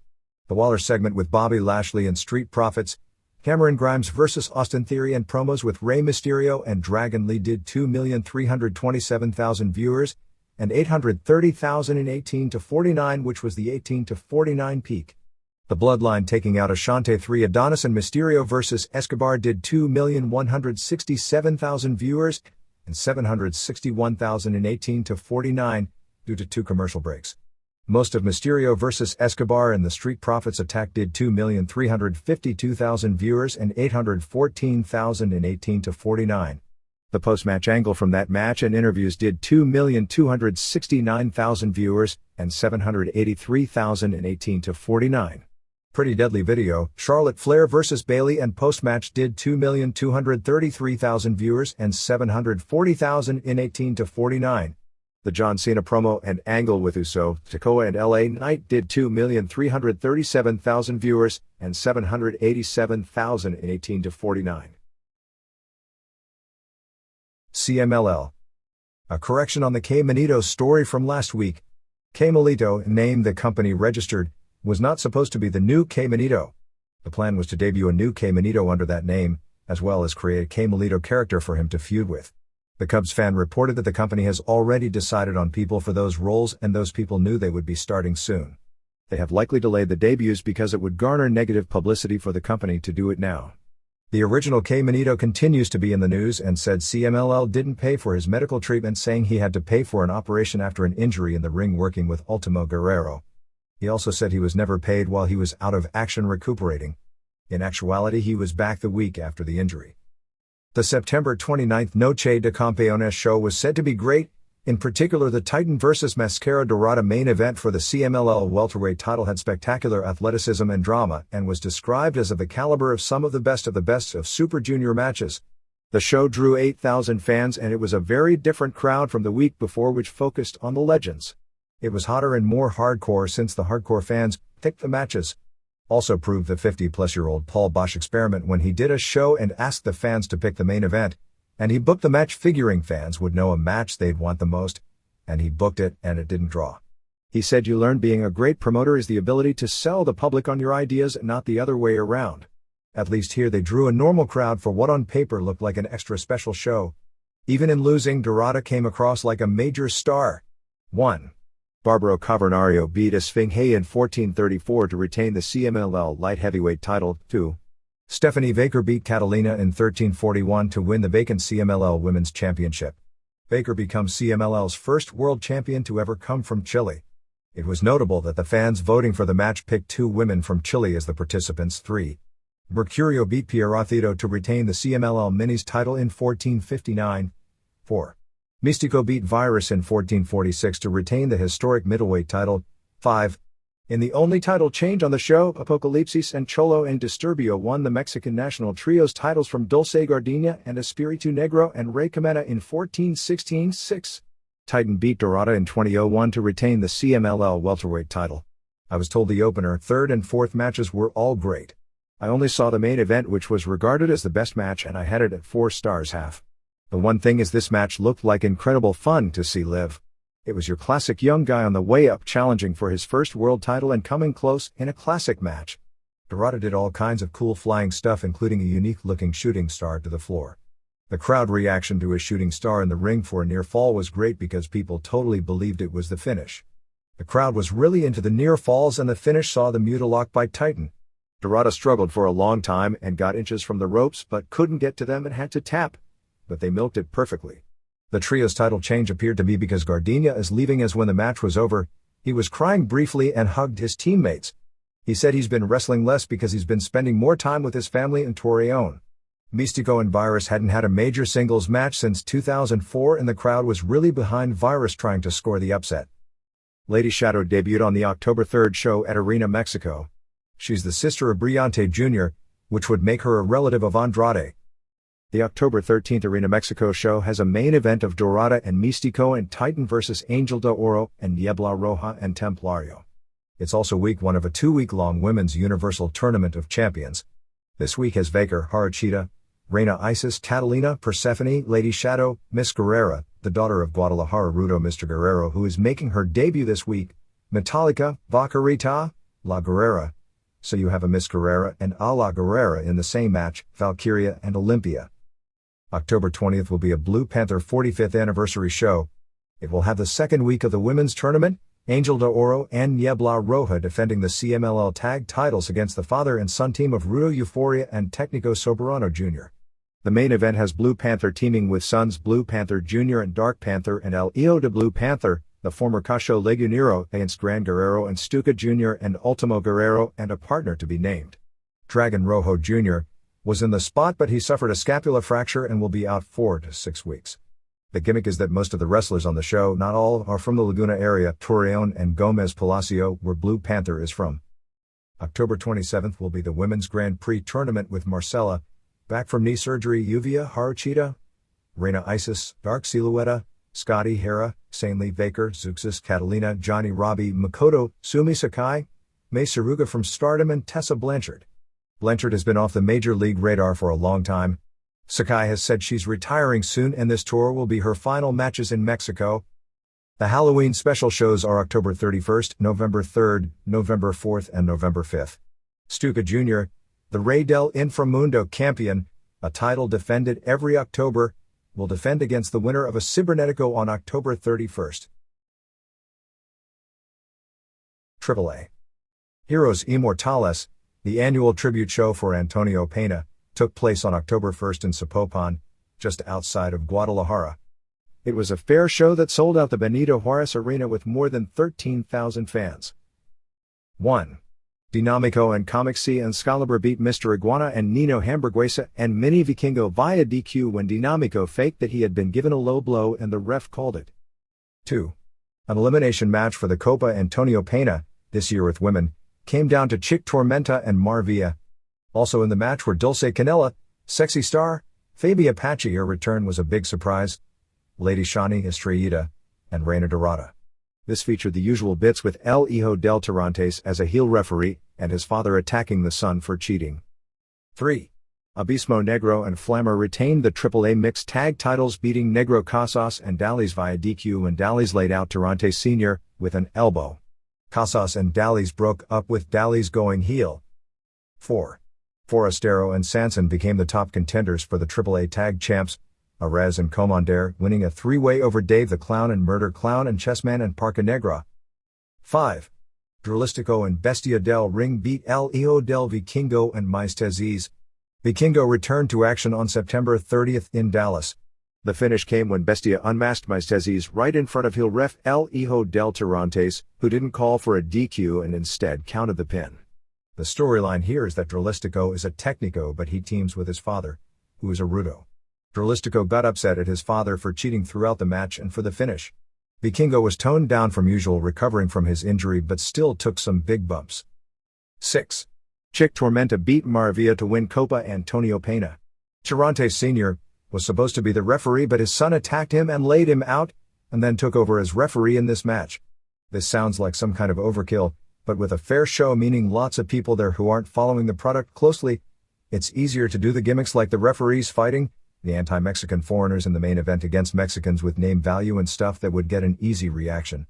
Tormenta won the Battle of Rudis clean with the Styles Clash. The entire match was wrestled clean, I guess because of honoring Pena, since it was Rudis in the ring with a heel ref. Tormenta is from the area, so got more of the crowd behind her. Tirantes Sr. came back after the match and started beating up his son, but then everyone attacked Tirantes Sr., and he was laid out again. 7. Alberto El Patron and Octagon Jr. beat QT Marshall and Sam Adonis. Octagon Jr. pinned Marshall, so in theory that should earn him a shot at the Latin American title. Alberto was injured the night before in Tijuana and his knee was taped up. He didn't do a lot. This is a weird one. Tirantes Sr. is promoting a show on October 19th with CMLL stars Sfinge and Mystico versus Averno and Mephisto. I guess this would be the equivalent of Charles Robinson promoting an indie show with John Moxley and Eddie Kingston as the top stars. Stardom. The 5-star Grand Prix was won by Suzu Suzuki on a pay-per-view show that sold out the Yokohama Budokan with 2,507 fans. Injuries did a number on the show, with Utami Hayashishita and Starlight Kid both injured. A lot of the women were banged up significantly by the end of the tournament. The deal is that they all had 9 hard singles matches and the women here only know 1 speed, so it's like the house show before 400 fans has pay-per-view quality wrestling. 1. Suzuki won a battle royal that included top stars like Julia and Mayu Iwatani. Suzuki knocked Mai Sarah over the top rope to win. Megan Bain played powerhouse until she and Julia both went over the top rope together. 2. Hanan upset the departing Mariah May in 8:47. May posted on social media it would be her last match for Stardom. There was a lot of talk she would be going to Seattle, but she actually flew back home to the UK. She is expected in AEW, possibly being part of a group with Toni Storm. They hugged and cried, and May told the crowd this was her last match in Japan, so evidently she's not coming back. Waka Tsukiyama was also crying at ringside doing commentary. 3. Momo Watanabe pinned Azumi with the Peach Sunrise in 8:13. 4. Saori Anou pinned Mina Shirakawa with an inside cradle off the figure 4 at 11:07. 5. Maika pinned Mirai in 11 minutes with a Michinoku driver. Maika won the blue block with this match. 6. Emi Sore pinned Siri with a roll-up in 9:14. Siri could have won the block with a win. 7. Hazuki pinned Natsuko Tora with a cradle in 9:41. Tora would have won the red block with W win. 7. Natsupoi pinned Tam Nakano in 10:54, which eliminated Nakano, who would have won the tournament with a win. 8. Suzuki pinned Maika in 14:03 with a Sky Twister. I gave this match 4 3/4 stars. Both were great, and the actual wrestling was at a ridiculously high quality. Suzuki did a locomotion German suplex right before the finish. Suzuki is 21 and her technique is so high and she can brawl. There is no company that is anywhere near the quality of young wrestlers as this one.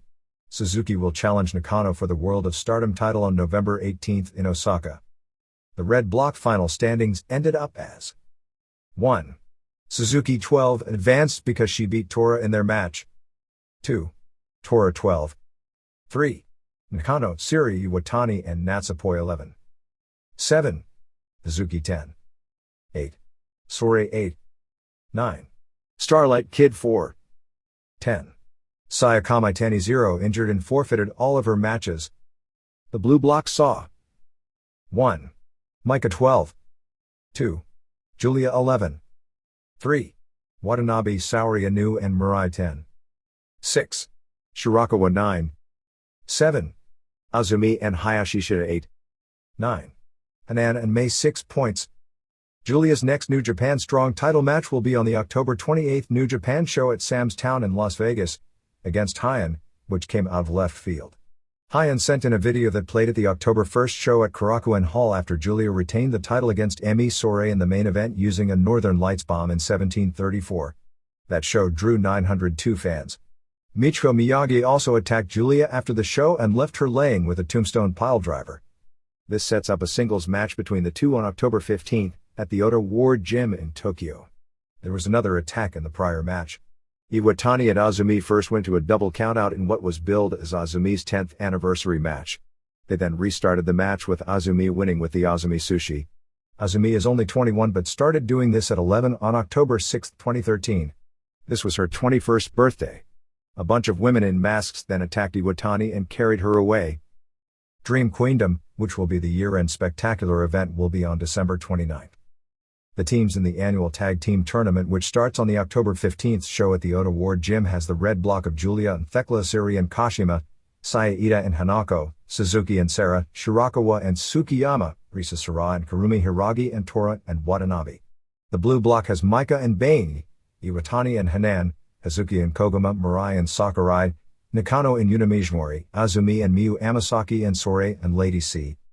The next major show is October 9 in Nagoya, with Nakano defending the World of Stardom title against Tora, Mirai defends the Wonder of Stardom title against Watanabe, Kairi has her last Stardom match before going back to WWE, teaming with Iwatani and Nani Takahashi vs Hazuki and Koguma and Ida. Azumi vs Saori Anou, Julia and Mai Sakurai and Thekla defend the Artist of Stardom titles against Maika and Suzuki and Bane. Kashima defends the High Speed title against Mai Sara and Siri faces Shirakawa in a UWF rules match. There was a New Blood show on September 29 in Tokyo.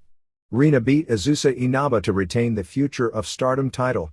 Starlight Kid and Karma lost their New Blood tag titles in a three-way to new champions Hanan and Saida that also included Azumi and Miyu Amasaki. Mariah May worked under a mask as Sexy Dynamite Princess in a three-way with Waka Tsukiyama and Thekla. Thekla won. May unmasked and handed the mask to Tsukiyama to continue the gimmick, and Tsukiyama put the mask on and May gave he a big kiss. The next New Blood show will be December 25. New Japan.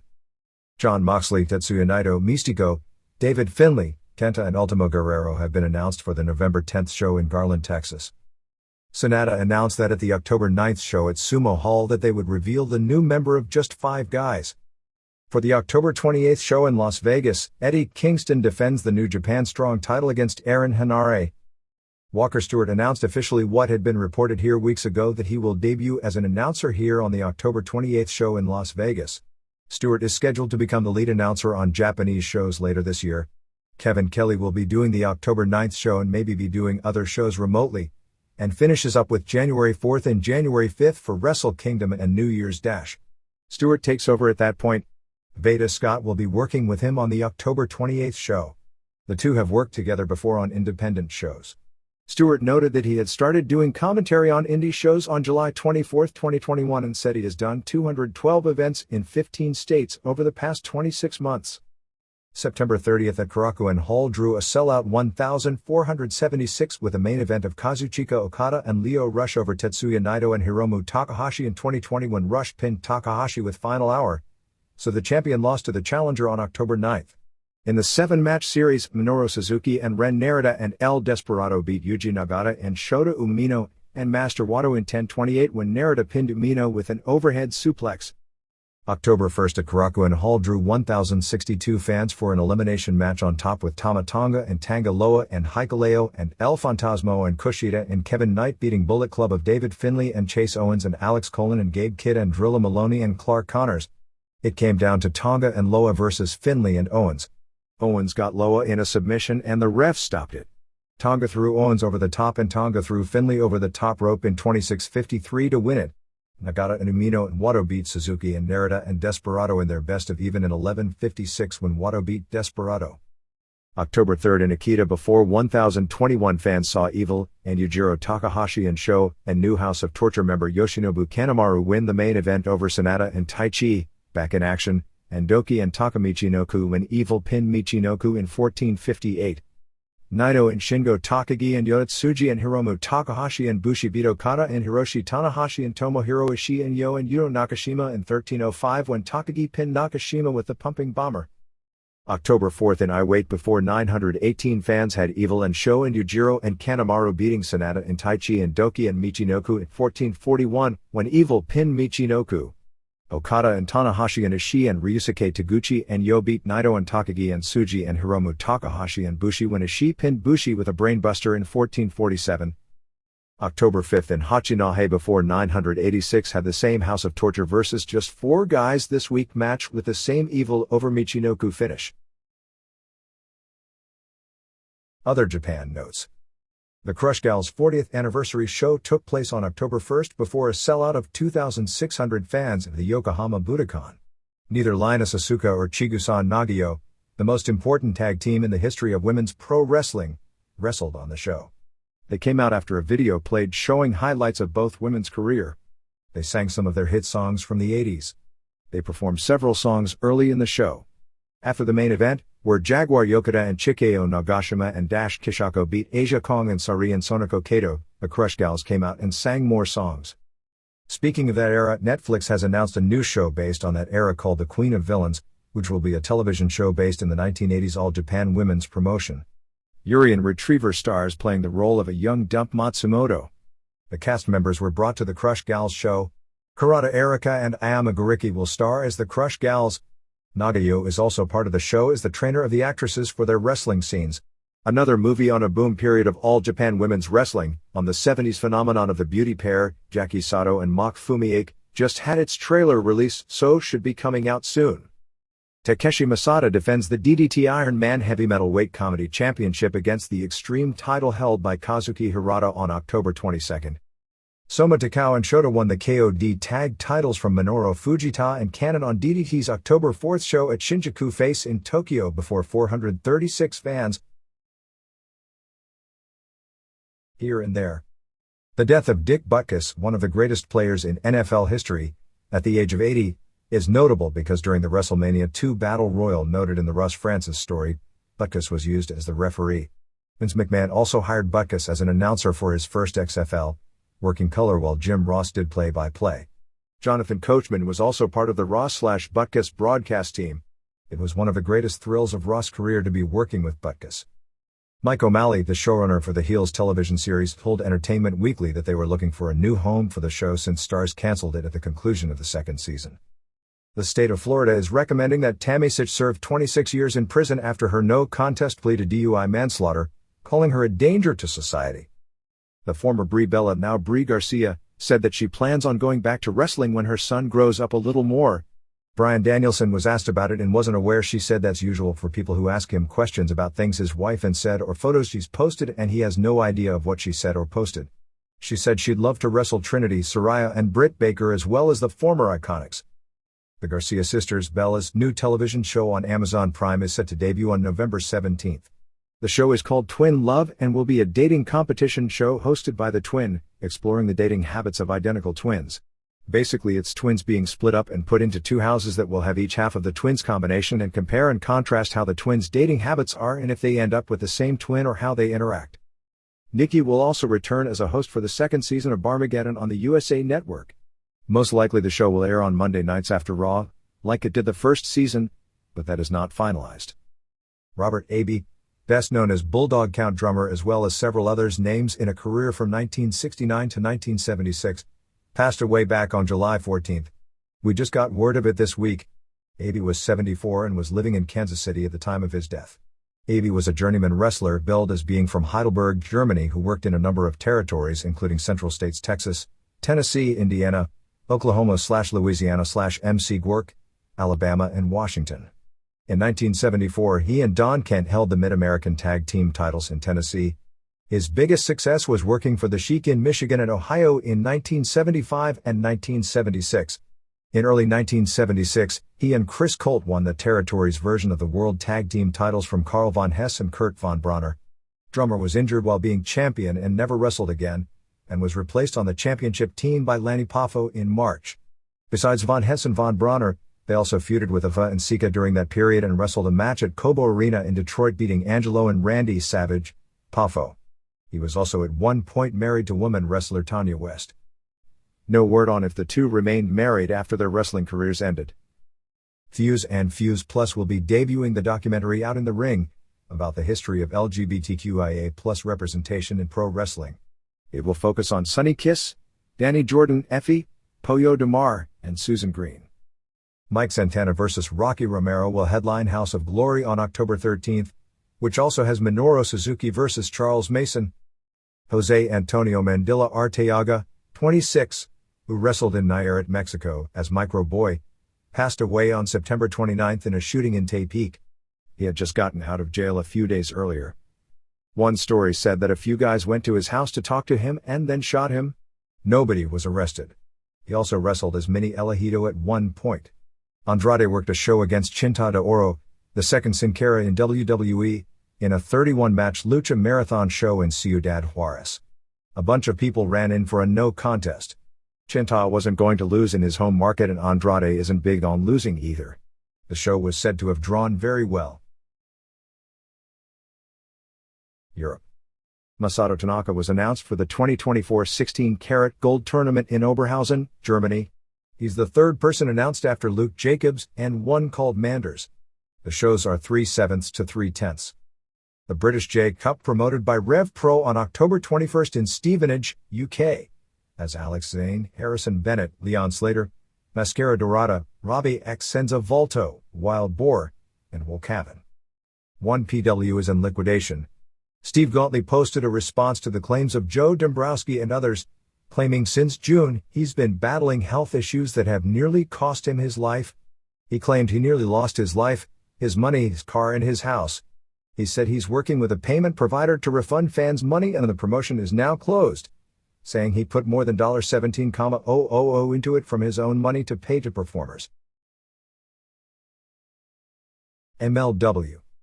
The next round of the MLW lawsuit versus WWE will be a hearing on October 26th based on WWE's latest arguments to get the case thrown out. Becca is injured and will be out for several months, which is what led to the Delmy Exo featherweight title match with Becca changing to a surprise Halloween Phantom challenger. Ricky Shane Page defends the national title against one called Manders on the October 14th show in Philadelphia in a spin the wheel, make the deal match. They are also doing a storyline where Matt Cardona has an open contract for that show. Akira will be getting a major push as a top babyface. Former NXT wrestler Sloane Jacobs will be coming in. Another newcomer they are starting on October 14th is Griffin McCoy out of San Francisco. Impact. They announced an October 22nd show at Cicero Stadium in Cicero, Illinois as a Lucha Fiesta fan event with autographs, photo ops, tacos and a Lucha Libre show. Conan, Samurai del Sol, Laredo Kid, Black Taurus, and Juventud Guerrera. A first-time ever match announced for the October 22nd tapings is Josh Alexander vs. Will Ospreay. If Alexander beats Alex Shelley at the October 21st Bound for Glory show in the same building, this would be an Impact title match. So Ospreay is slowing things down by working dream matches with Mike Bailey and Alexander on successive nights where his opponents no doubt will want to try for a match of the year level bout.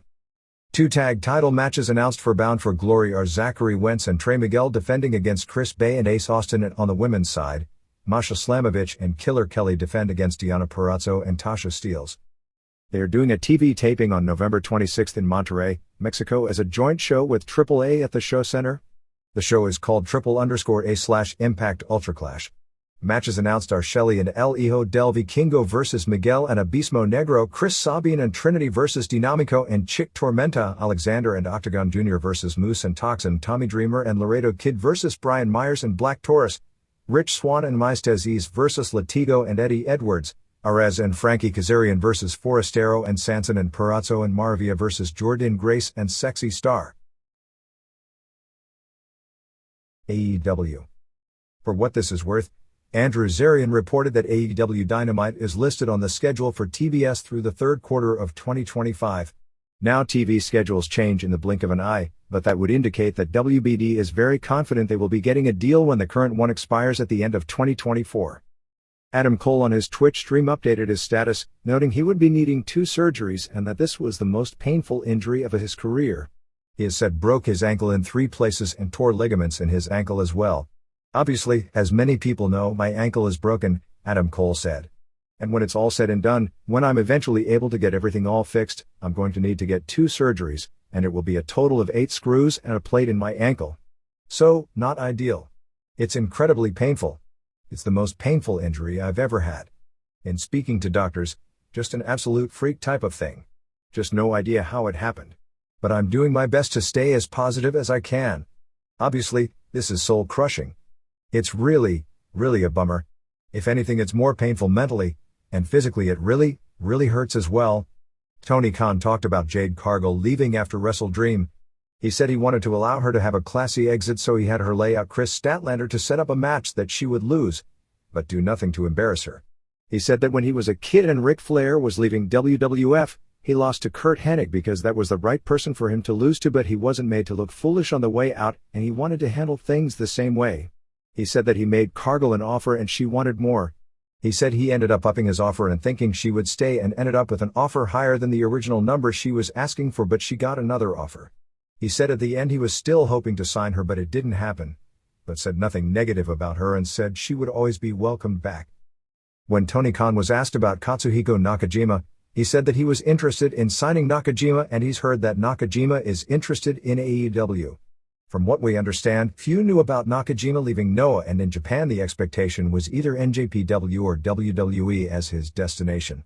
I think WWE would be a good fit for him, but WWE is still number 1 and lots of people are going to try.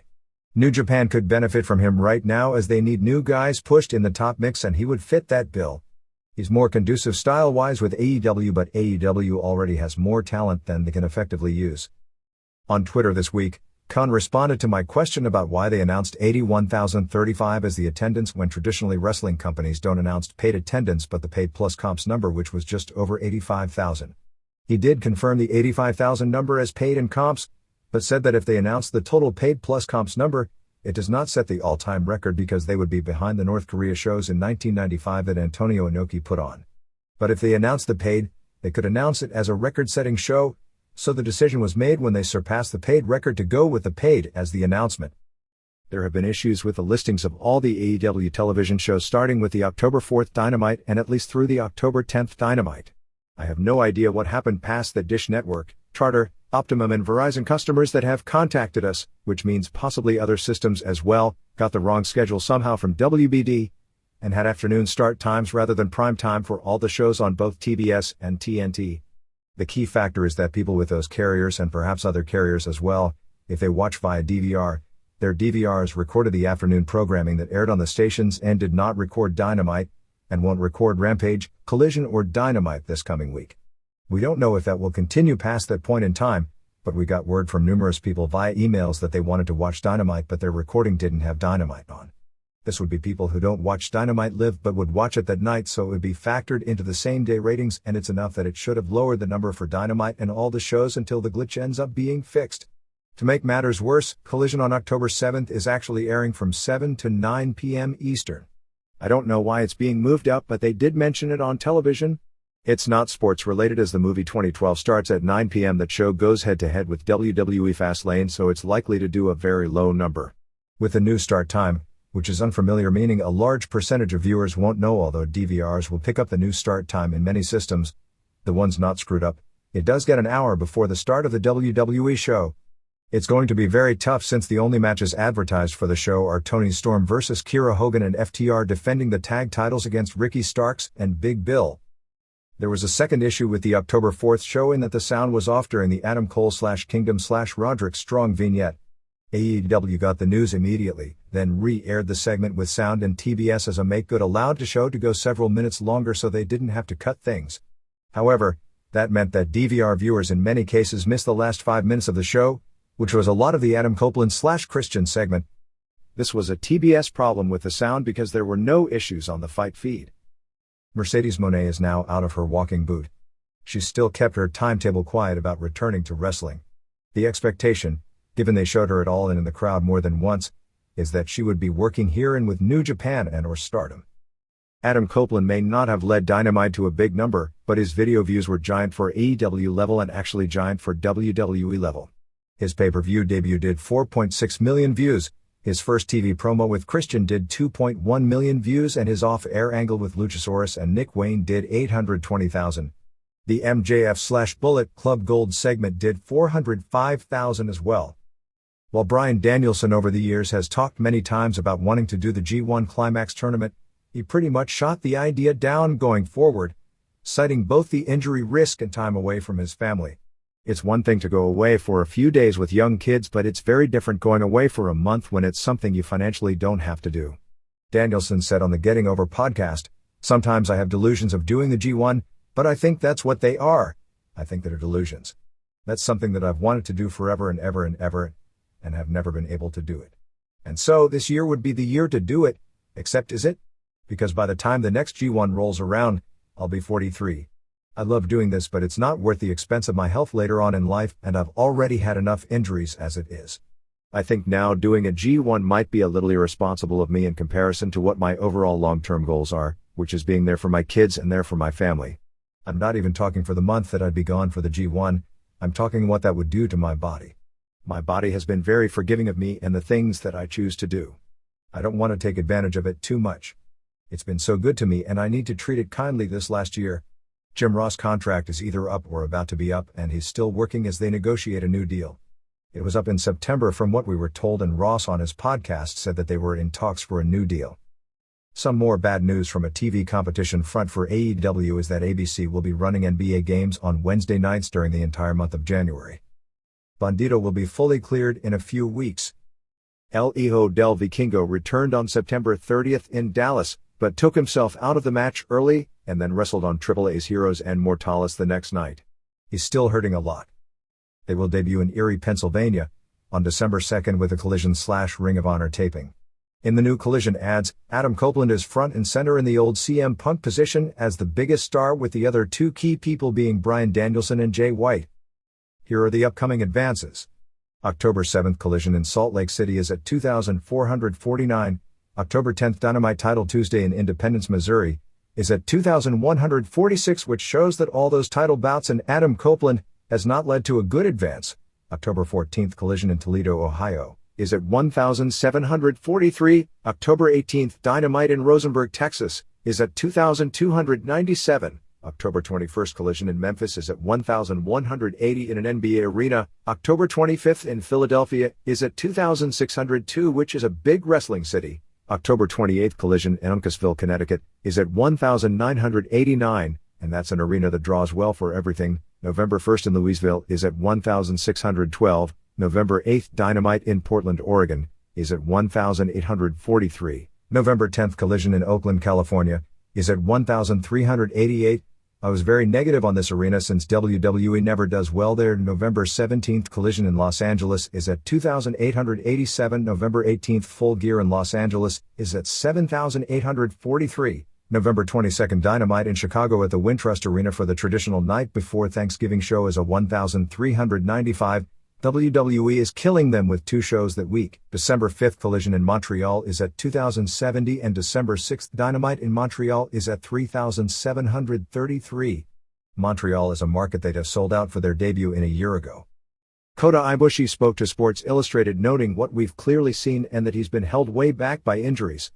I cannot say that I am completely better, said Ibushi, speaking through a translator. Newer injuries have proven difficult. However, my fighting style will never be limited. I will continue to find a way to fight. I hope to be able to play a role in deepening the connection between Japan and the United States, he continued. After that, I personally want to have a dream match with a wrestler I have yet to fight. Hopefully, you will soon know who that is. He noted on social media that in the London match he ended up hurt and moving badly after stepping on glass and thumbtacks, which I believe would be from the blood and guts match in Boston. I'm home. It's my fault that I didn't know thumbtacks and glass after all this time. I have thin wrestling shoes, so it penetrated and it was just painful from the middle, and I ended up moving like an old man. I'm sorry. Far from being unable to kick, both ankles were stiff. Life with a cane for the first time in my life. No, I'll be cured tomorrow. That is Kota Ibushi. Chris Jericho has filed for a trademark for the term Golden Jets, which is for the tag team of he and Kenny Omega. The name is taken from Bobby Hull, one of the NHL's greatest players when Jericho was a kid, who played the same time as Jericho's father. Hull played for the Winnipeg Jets and Jericho and Omega are both from Winnipeg. Thunder Rosa was speaking this past week at a university in Tijuana. She didn't indicate any idea when she would be able to return from her major back injury. For the collision show that went against the Ohio State versus Notre Dame game and did such a surprisingly good number, particularly for one quarter, we got a match-by-match breakdown of the show. Christian vs. Luchasaurus vs. Darby Allin did 561,000 viewers, 231,018 to 49 and was 62.8% male. Rob Van Dam and Hook vs. Matt Menard and Angelo Parker was 560,000 viewers, 245,018 to 49 and 66.7% male. Julia Hart vs. Kiera Hogan was 601,000 viewers, 265,018 to 49 and 72.6% male. Jay White vs. Andrade was 611,000 viewers, 263,018 to 49 and 79.6% male. FTR vs. Workhorseman was 572,000 viewers, 235,018 to 49 and 81.3% male. Bryan Danielson vs. Ricky Starks was 577,000 viewers, 240,018 to 49 and 76.3% male. The ending of Hart Hogan and much of White vs. Andrade came during halftime of the OSU vs. Notre Dame game, which is at least a big part of the explanation for both the jump and the huge jump in particular with men. However, the FTR match came after the game was back on.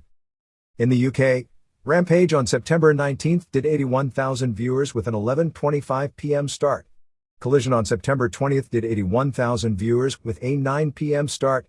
Dynamite on September 22nd, which was the Grand Slam show with MJF vs. Samoa Joe, did 103,000 viewers with a 10:10 p.m. start. This was coming off an episode that did the second biggest number of the year the week before. For the month of September, AEW merch sales estimates from WrestleNomics are 1. AEW 2. CM Punk 3. Orange Cassidy 4. MJF and Adam Cole 5. Bullet Club Gold 6. MJF 7. Acclaimed 8. Bryan Danielson 9. Kenny Omega 10. BCC.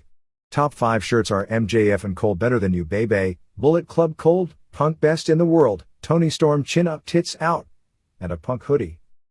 Notes from the September 30th Collision tapings in Seattle.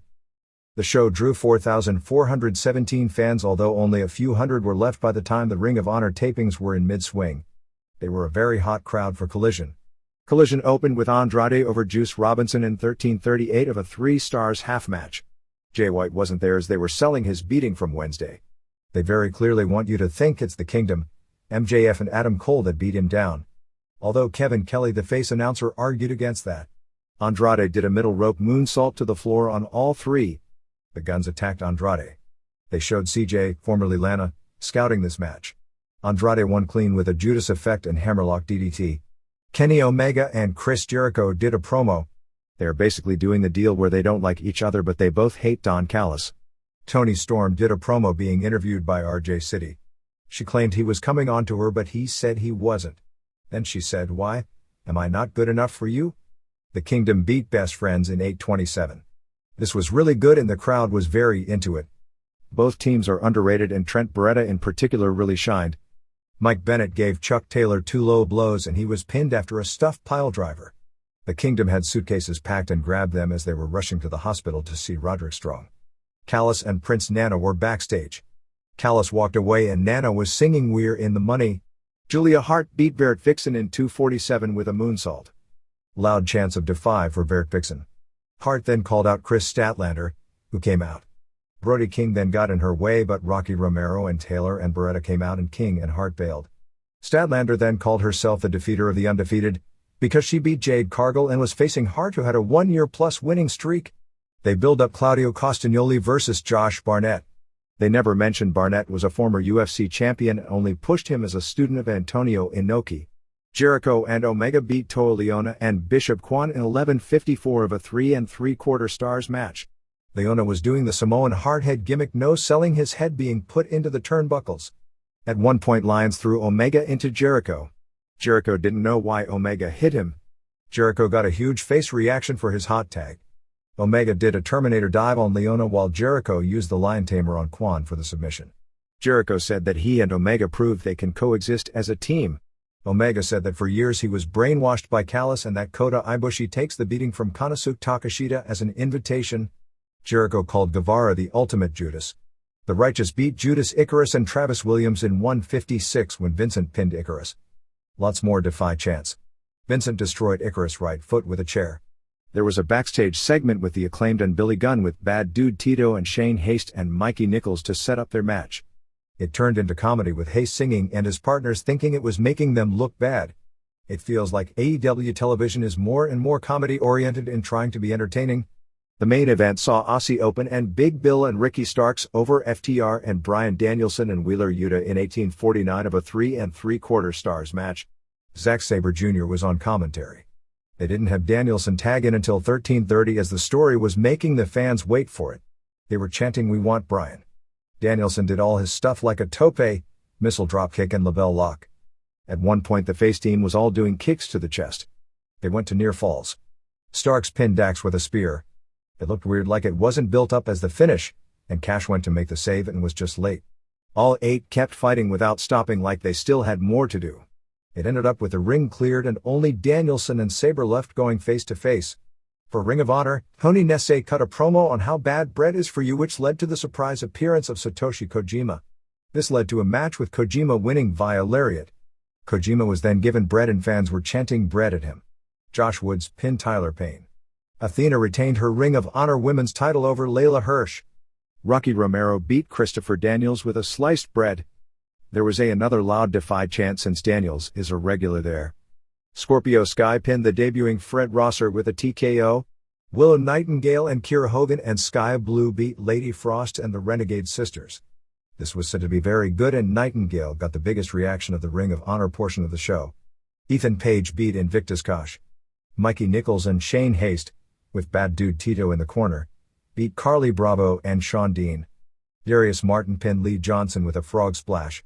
Very few fans were left but the ones that were gave this a standing ovation. Said to be great. Billy Starks beat Trish Adora with a facelock. The crowd cheered Starks even though she was the heel. Shane Taylor and Lee Moriarty won a 4-way over J.D. Drake and Anthony Henry, Griff Garrison and Cole Carter and the Iron Savages when Taylor knocked out Carter with a punch. Commander and Gravity and Metalik, managed by Alex Abrahams, beat Angelico and Serpentico, and Gringo Loco when Commander pinned Loco with a shooting star press. Said to be very good. Notes from the October 4th Dynamite show in Stockton.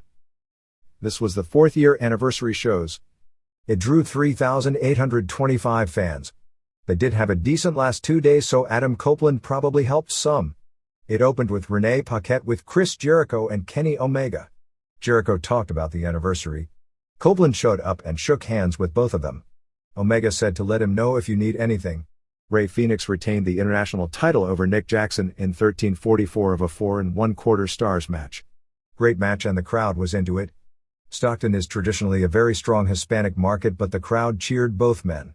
Fénix was really hurting, particularly his back, but he still did an arm drag off the middle rope to the floor where he took a big bump on his back. Fénix mostly sold his back. There were a lot of near falls. Jackson did a Poison Rana and Canadian Destroyer, followed by a BTE trigger to the back of the head, and Fénix kicked out. Fénix did a rope walk kick. Fénix went for a Fénix driver, but Jackson cradled him, and Fénix reversed the cradle for the pin. There were audio issues for the first time they tried to play He Adam Cole and Roderick Strong segment. Wardlow returned and beat Griff Garrison via ref stoppage after 5 power bombs in 103. Wardlow just walked off after winning. There were no teases on what's next for him. Don Callis was with Konosuke Takeshita. Callis noted Sammy Guevara not being medically cleared and blamed it on the medical team at AEW. He said Kyle Fletcher would replace him, and he came recommended by Will Ospreay. Callis said regarding finishes that nobody remembers who wins the battles, only who wins the wars. His team won at the pay-per-view, but maybe this was a premonition about tonight. He said that he is winning this war. They played the Cole segment again. They were at Strong's house and he's in a wheelchair. He got Cole a present, which was a scooter so Cole could ride around the house and he could wheel around the house in their injured states. Cole was about to leave as he needed to get surgery, and Strong told him that he needed him to help move furniture. He asked about the Kingdom doing it, but Strong said Cole had better interior design skills. So they showed the injured Cole trying to move the furniture. The idea is Strong is taking advantage of Cole trying to be a good friend to him. The Acclaimed and Billy Gunn retained the trios titles over Butcher and Blade and Kip Sabian in 5:17. Caster did a suplex on Sabian and Bowens pinned him. Toni Storm did another video package with her Norma Desmond character. She's now timeless Toni Storm. They had clips of Bryan Danielson and Zack Sabre Jr., and it certainly appeared they were trying to build a rematch. Taz said that he thought MJF was telling the truth when he said it wasn't he who attacked Jay White. Juice Robinson and the Guns came out. Colton called MJF the people's douchebag and made fun of the idea his best line on White was calling him tofu. They said MJF was afraid of White. Robinson called MJF out. I don't think Robinson studied Moondog Maine because he was so long ago and there isn't much footage, but Robinson's promo style and cadence is Maine. MJF came out and called Robinson a talentless taint. He basically told the crowd to chant ass boy / talentless taint. He said he wanted a Stockton street fight. There were 3 of them and 1 of him. But no Diaz brothers. Still, with those odds they all backed off. But it was a trick. As he was looking at them, White returned and laid MJF out with the Blade Runner. Fans were chanting tofu at White. White grabbed the belt and left. So we have another stealing the belt angle. White challenged him to a match at Full Gear and MJF accepted. Hook and Orange Cassidy did an interview. Cassidy brought up that Moxley is getting a title rematch, having held the title for a few weeks while he held it for 11 months and hasn't gotten a rematch. It seemed to build up Moxley versus Cassidy. Omega and Jericho beat Takeshita and Fletcher in 15-13 in a 3 3/4 stars match. It seemed like Omega and Jericho's idea was to put Fletcher over as big as they could since he was the one losing the fall. There was a spot where Takeshita did a Blue Thunder Bomb on Jericho and Fletcher did a Michinoku driver on Omega to tease near falls. Fletcher also got a good near fall with a brainbuster on Omega. The finish saw Jericho with a codebreaker and Omega hit the one-winged angel on Fletcher for the pin. It doesn't appear Fletcher will stay part of the Callis family, but he looked good and he should. With Mark Davis hurt, he'll have no direction otherwise, and even when Davis is back, they'll do far better as a heel tag team with Callis than in their role as 2 more guys who can have good matches that aren't heels or faces. We do know that Powerhouse Hobbs is in the family as he destroyed Jericho and Omega. Hobbs used a spine buster on Jericho. He threw Omega over the barricade into the second row. They made a point to say that the Young Bucks left the building and that Adam Page wasn't booked on the show, which made sense since nobody was making the save. They tried to duct tape Omega's wrists to the ropes. The duct tape wasn't willing and didn't hold the right wrist. Callis had to do it a second time. Jericho tried to save Omega, but Hobbs laid him out with multiple chair shots. Hobbs then landed Callis the chair, and the idea was to do the tied up in the ropes Raven/Tommy Dreamer chair shot. He did it right to the top of Omega's head. They used a chair that did bend easily and Callis didn't hit him hard, but chairs to the head are a bad idea. That's also why they did it, because you don't see them now in major US groups. MJF was in the trainer's room. The Acclaimed and Billy Gunn were in the room when he was doing his promo. Caster came up to MJF. MJF called him a stalker, saying he keeps contacting him and if he doesn't stop, MJF is going to get a restraining order out against him. I don't know if that means Caster is the guy who stole the mask or what. It was weird. Samoa Joe did an interview smoking a cigar. He basically said he used to be hungry and now he's regained that hunger and is focused and should be AEW champion. So it sounded like they were going to do another match with he and MJF. Storm pinned Sky Blue in 650 with Storm Zero. The main event segment was the Copeland interview. He was being a really nice guy. He put over Tony Schiavone and said he was the soundtrack of his childhood. He brought up the story about how his 9-year-old was the one who convinced him not to retire and go to AEW with Uncle Jay and have fun. He brought up that it would be cool to win the AEW title. He said that he now can do first-time ever matches with Moxley, Omega, Miro, Hobbs, White, and Robinson. But most of all, he wanted Christian to come out. Copeland said that they have been best friends for 40 years and how because of wrestling they are best friends for life. He said he loved him. Christian was just holding the belt, acting stoic. The crowd booed Copeland when he said he loved Christian, and he acknowledged and said he got that.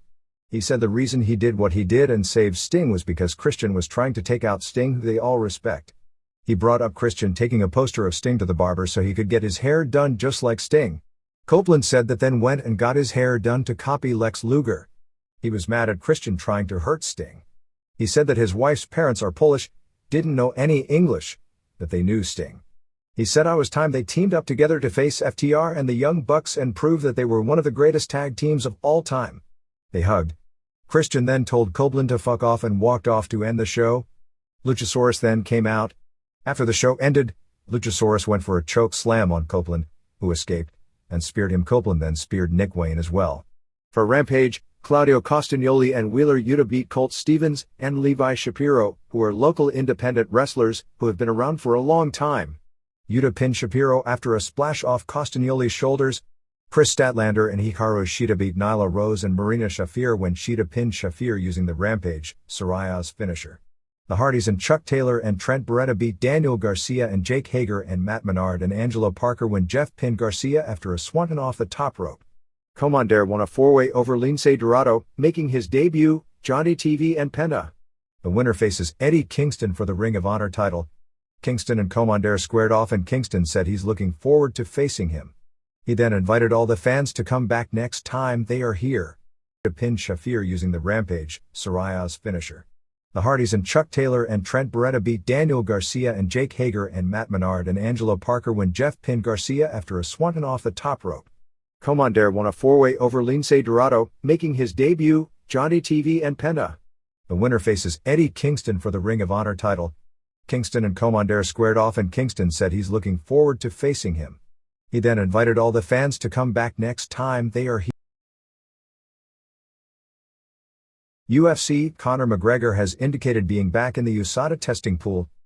The New Sphere, which is a Las Vegas concert hall that is the most state-of-the-art arena said to be anywhere in the world, is being looked at by UFC and WWE that we know of.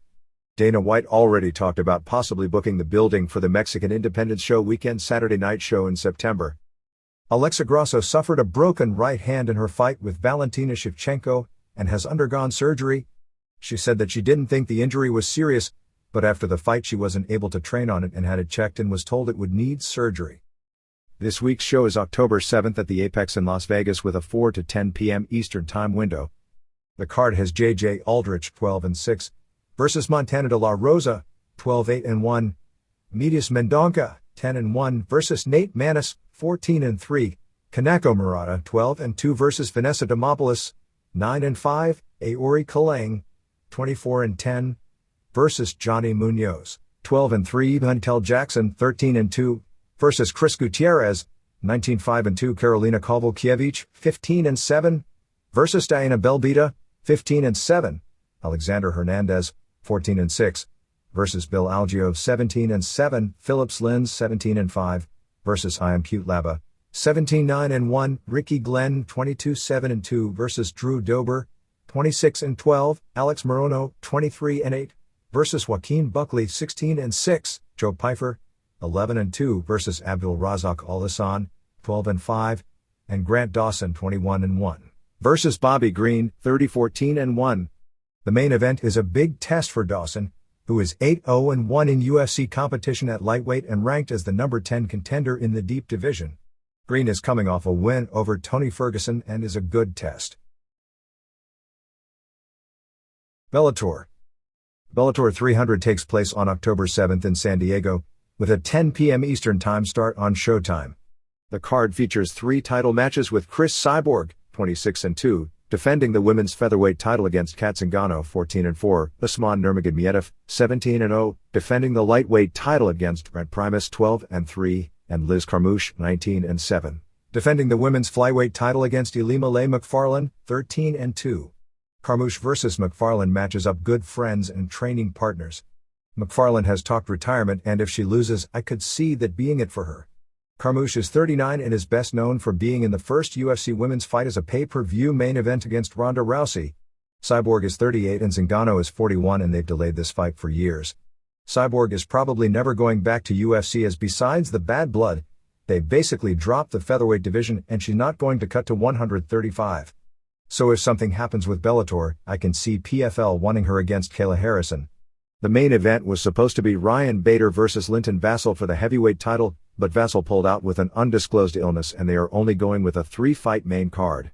Bader wrote that they could have had Corey Anderson as a replacement, and the two have a story since Anderson knocked out Bader in 2021 in a light heavyweight tournament match. He said Bellator was fine with it, but Viacom wanted to save money on the way out, saying Viacom is done in October and the fight falling through saves them money. Other MMA. The early TV numbers for Canelo Alvarez versus Jermell Charlo boxing match would be about 220,000. We've seen reports going around of 550,000 to 600,000 total, but that sounds low, as TV is usually about 30% of the total these days, and here that would indicate closer to 725,000. But from a TV standpoint, it was a success. Of the people who purchased WWE Fastlane, 2.8% purchased the boxing pay-per-view so far. It would increase if late buys increase, and of those who have purchased the last 3 AEW shows, it would be 4.3%. We were unable to get a breakdown on crossover with individual AEW shows, and this would be of all the different people who purchased All In, All Out and Wrestle Dream. If you bought all 3, you would be counted once, not 3 times. Cain Velasquez's trial on attempted murder charges is now scheduled to begin in January. The trial date has been pushed back several times. The actual trial date in January is expected to be set on December 6th. Daniel Cormier and Kevin Jackson, who were both Olympic wrestlers who went into MMA, were, along with Drew Brees, named for the 2024 class for the Louisiana Sports Hall of Fame. They are the first 2 wrestlers in the hall. Jackson won an Olympic gold medal in wrestling in 1992 at 180 pounds, as well as world championships in 1991 and 1995. He started in MMA in 1997 and lost to Frank Shamrock via armbar in 14 seconds in a match to determine UFC's first ever under 200-pound world champion. He later coached the Olympic team, including Cormier, who went to the Olympics in 2004 and 2008 before having a Hall of Fame career in the UFC. Derek Brunson, according to manager Ali Abdulaziz, who just left UFC, has signed with PFL and will start next year in their tournament in the light heavyweight division. Former Elite XC welterweight champion and Strikeforce middleweight champion Jake Shields, 44, was charged with misdemeanor battery in an altercation involving another fighter and media personality Mike Jackson, 38. The two had an altercation last December, stemming from a Twitter beef. Shields, who has a major Twitter following and has been cited and praised by former President Donald Trump, claimed that Jackson's tweets were racist and anti-white. A summons was issued on August 9, but he failed to appear at his September 21 arraignment, and a bench warrant was issued for his arrest. The two argued on Twitter over racial and political issues and happened to be training at the UFC Performance Institute in Las Vegas in December. Shields allegedly attacked Jackson and posted a video of him on top of Jackson throwing punches. With the video, Shields wrote, finally ran into the bitch Mike Jackson.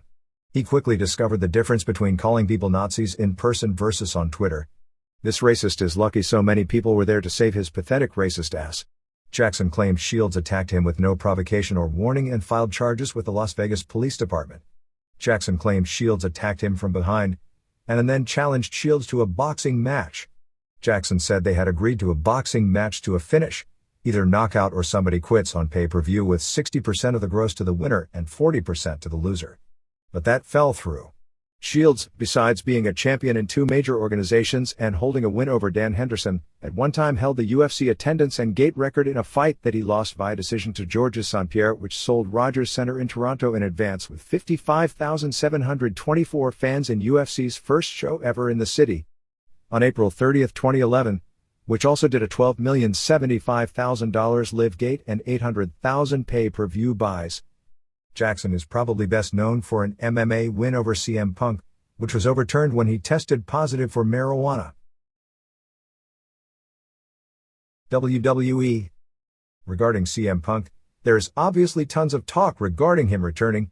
There have been rumors that it's happening, but those in WWE have only said that no deal is completed, and those close to Punk have told us that it is his intention to return and the two sides are in talks.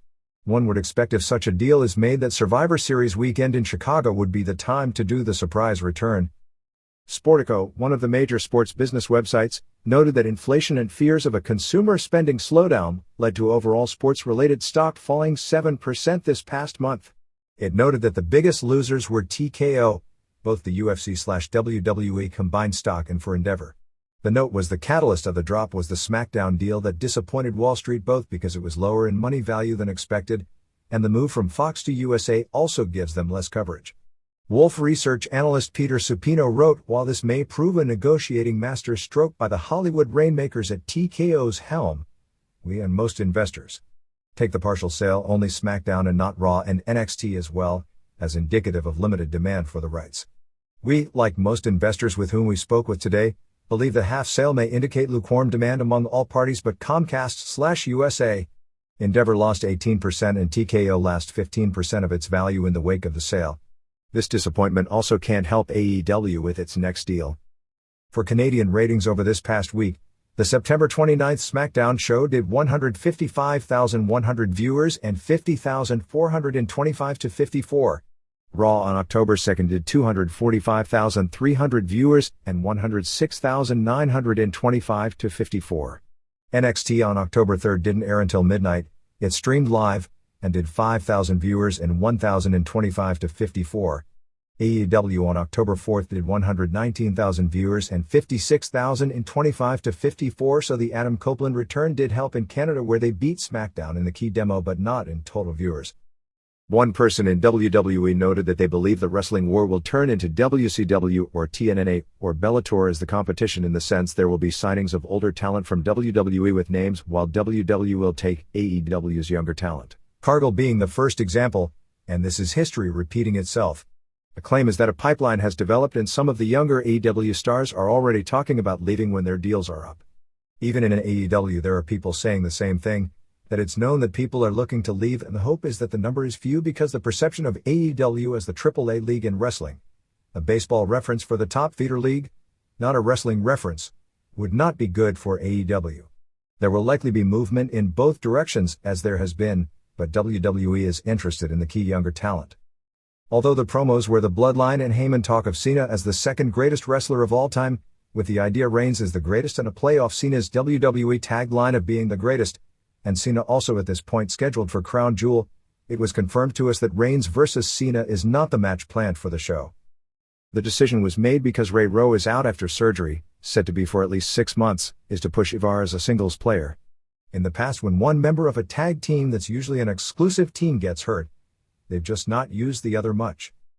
Vince McMahon reached an agreement to pay $2 million in legal fees based on a stockholder lawsuit filed in January against WWE and McMahon for alleged breach of fiduciary duty regarding McMahon's return to the company and changing certain bylaws that gave him all the power of the board of directors, as well as costing the company money in its investigation of McMahon. After the threats of the lawsuit, McMahon changed back to the original bylaws, essentially making the lawsuit moot, since the new board that he had picked, several of the members were not going to remove him from power. In addition, McMahon had paid the company back the $17.4 million for the investigation into him. The lawsuit continued at that point over the legal fees from the case, and it was settled with McMahon agreeing to pay the legal fees of the plaintiffs. Wipeout, hosted by Cena and Nicole Bayer, will return to TBS on November 7th. Expect heavy promotion of the show during AEW telecasts. It will air on Tuesday at 9 p.m., meaning it goes head-to-head with NXT. Since last week's Halloween Havoc show did a good rating, NXT will be doing two this year, one on October 24th and another on October 31st. Dragon Lee did so well with Dominic that it looks like he's now on the main roster. The nature of the deal he signed did indicate he'd be on the main roster after 1 year in NXT to begin with, but the match with Dominic may have sped up his timetable. He was legitimately debating between AEW and WWE last year when both made their offers, and WWE did indicate main roster money in the deal for year 2. Lee asked around and was told that AEW was oversaturated with talent and WWE would be best for him. In Mexico, a lot of people were looking at how Dragon Lee and Bandito, who started at similar times, did, respectively. Bandito was slowed down by injuries, but at this point Lee is ahead. Updated advances are October 6th SmackDown in St. Louis at 9,426, so it will likely be the first show since Cena returns to not sell out. October 9th Raw in Omaha is at 8,503. October 13th SmackDown in Tulsa is at 8,452. October 14th house show in Kansas City with Reigns vs. Zayn for the title is at 4,107, so this match announcement didn't move tickets, which tells the obvious as to how far Zayn has fallen in 7 months. October 15th house show in Springfield, Missouri is at 3,038. October 14th Raw in Oklahoma City is at 6,650. October 20th SmackDown in San Antonio is at 12,684, which is a near sellout. October 21st house show in Edinburgh, Texas is at 3,643. October 22nd house show in Laredo, Texas is at 1,761. January 28th Raw in Dallas is at 9,637. October 27th SmackDown in Milwaukee is at 9,578. October 29th house show at Wembley Arena in London is at 8,115. October 30th Raw in Greenville, South Carolina is at 5,476. October 31st house show in Glasgow, Scotland is at 7,330. November 4th house show in Rochester, New York is at 3,202. November 6th Raw in Wilkes-Barre, Pennsylvania is at 6,541. November 20th SmackDown in Columbus, Georgia is at 5,159. November 13th Raw in Washington, D.C. is at 4,942.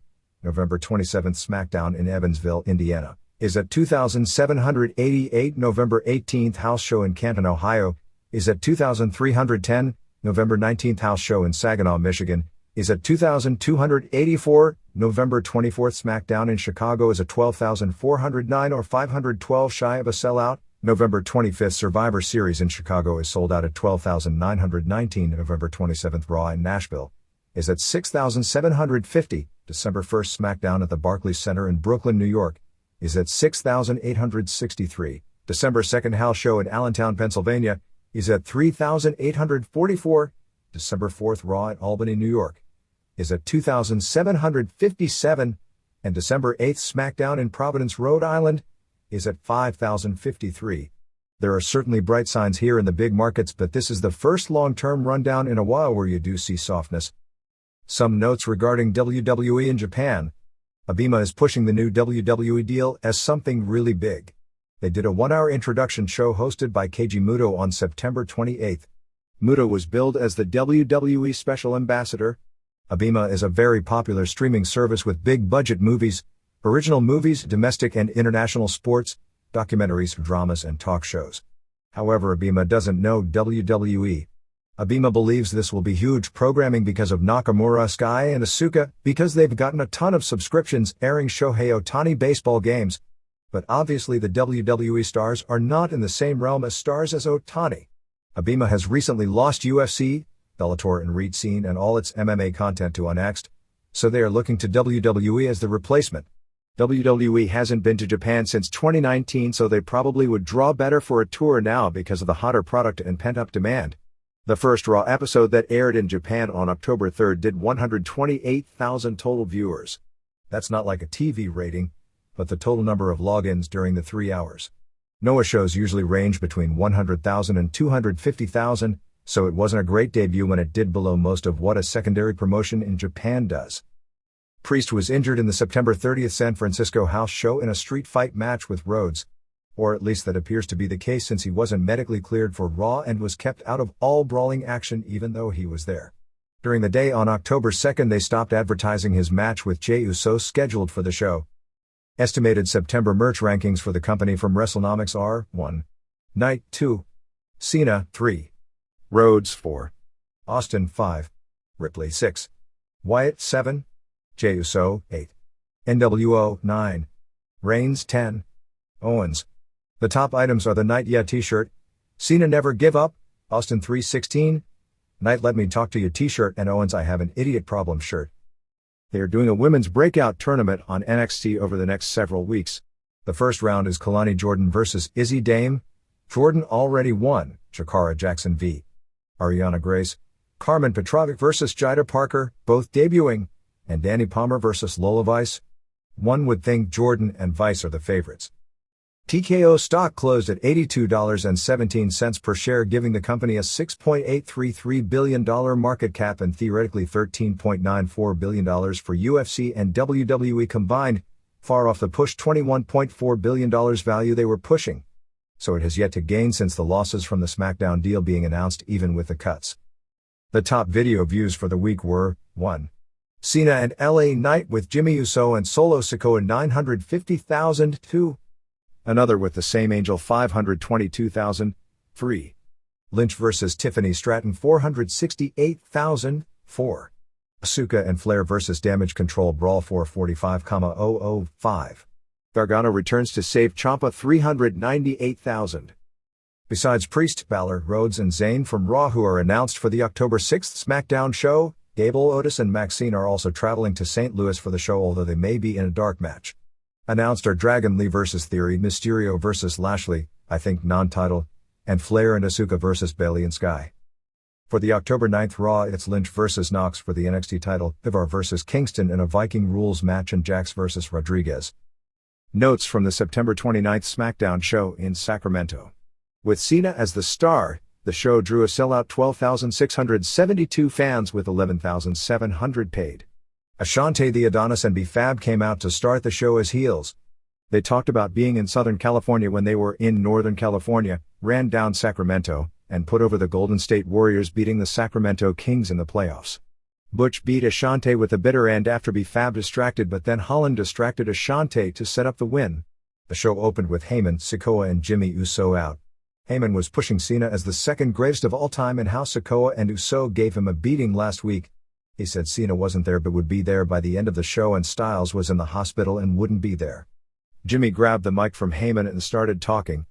Anderson hit the ring to attack Jimmy. They had noted that both Styles and Gallows were hurt. Anderson said it was now his business because they put Styles in the hospital. Uso pinned Anderson after Sikoa distracted him and Jimmy did a splash off the top in a short match. Anderson tried to attack Uso but Sikoa laid him out with a Samoan spike. Mission then started yelling at both of them and slapped Uso hard and he sold it and then she ran to the ring. Escobar talked about how much he respected Mysterio but would give him the fight of his life. Jimmy was bullying people backstage while Heyman called Reigns. Waller interviewed Lashley. Lashley said he made a mistake hooking up with the Street Profits.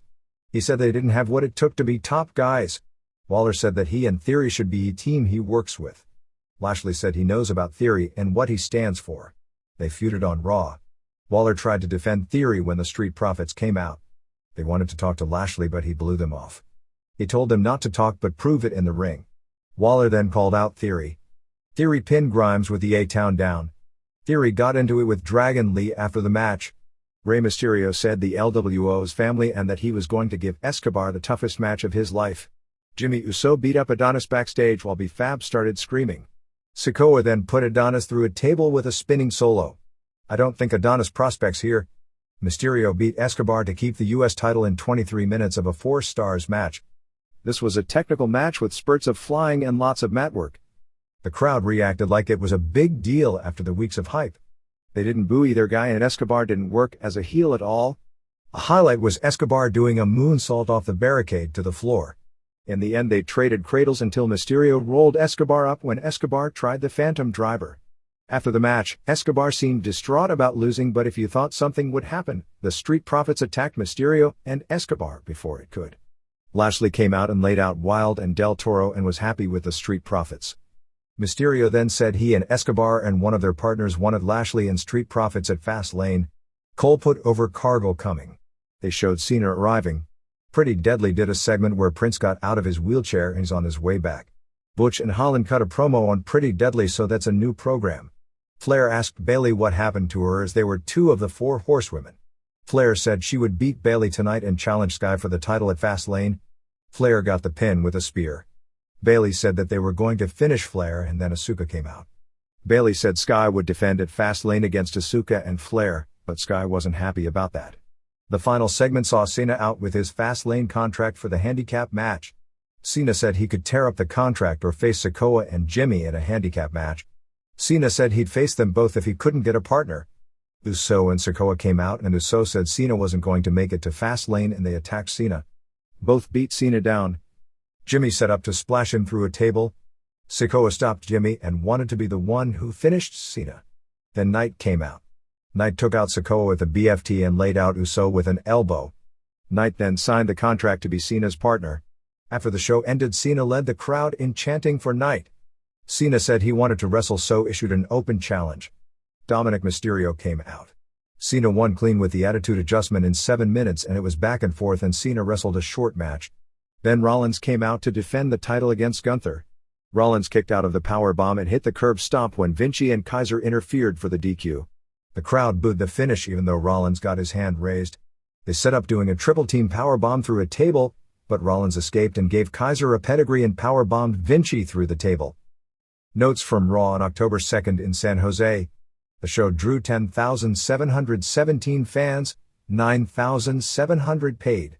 It was announced as a sellout, but it was about 2,000 shy, but was still impressive, up 42% from the last time WWE taped in the building. Main event saw Hartwell over Lee and Nikki Cross over Caden Carter.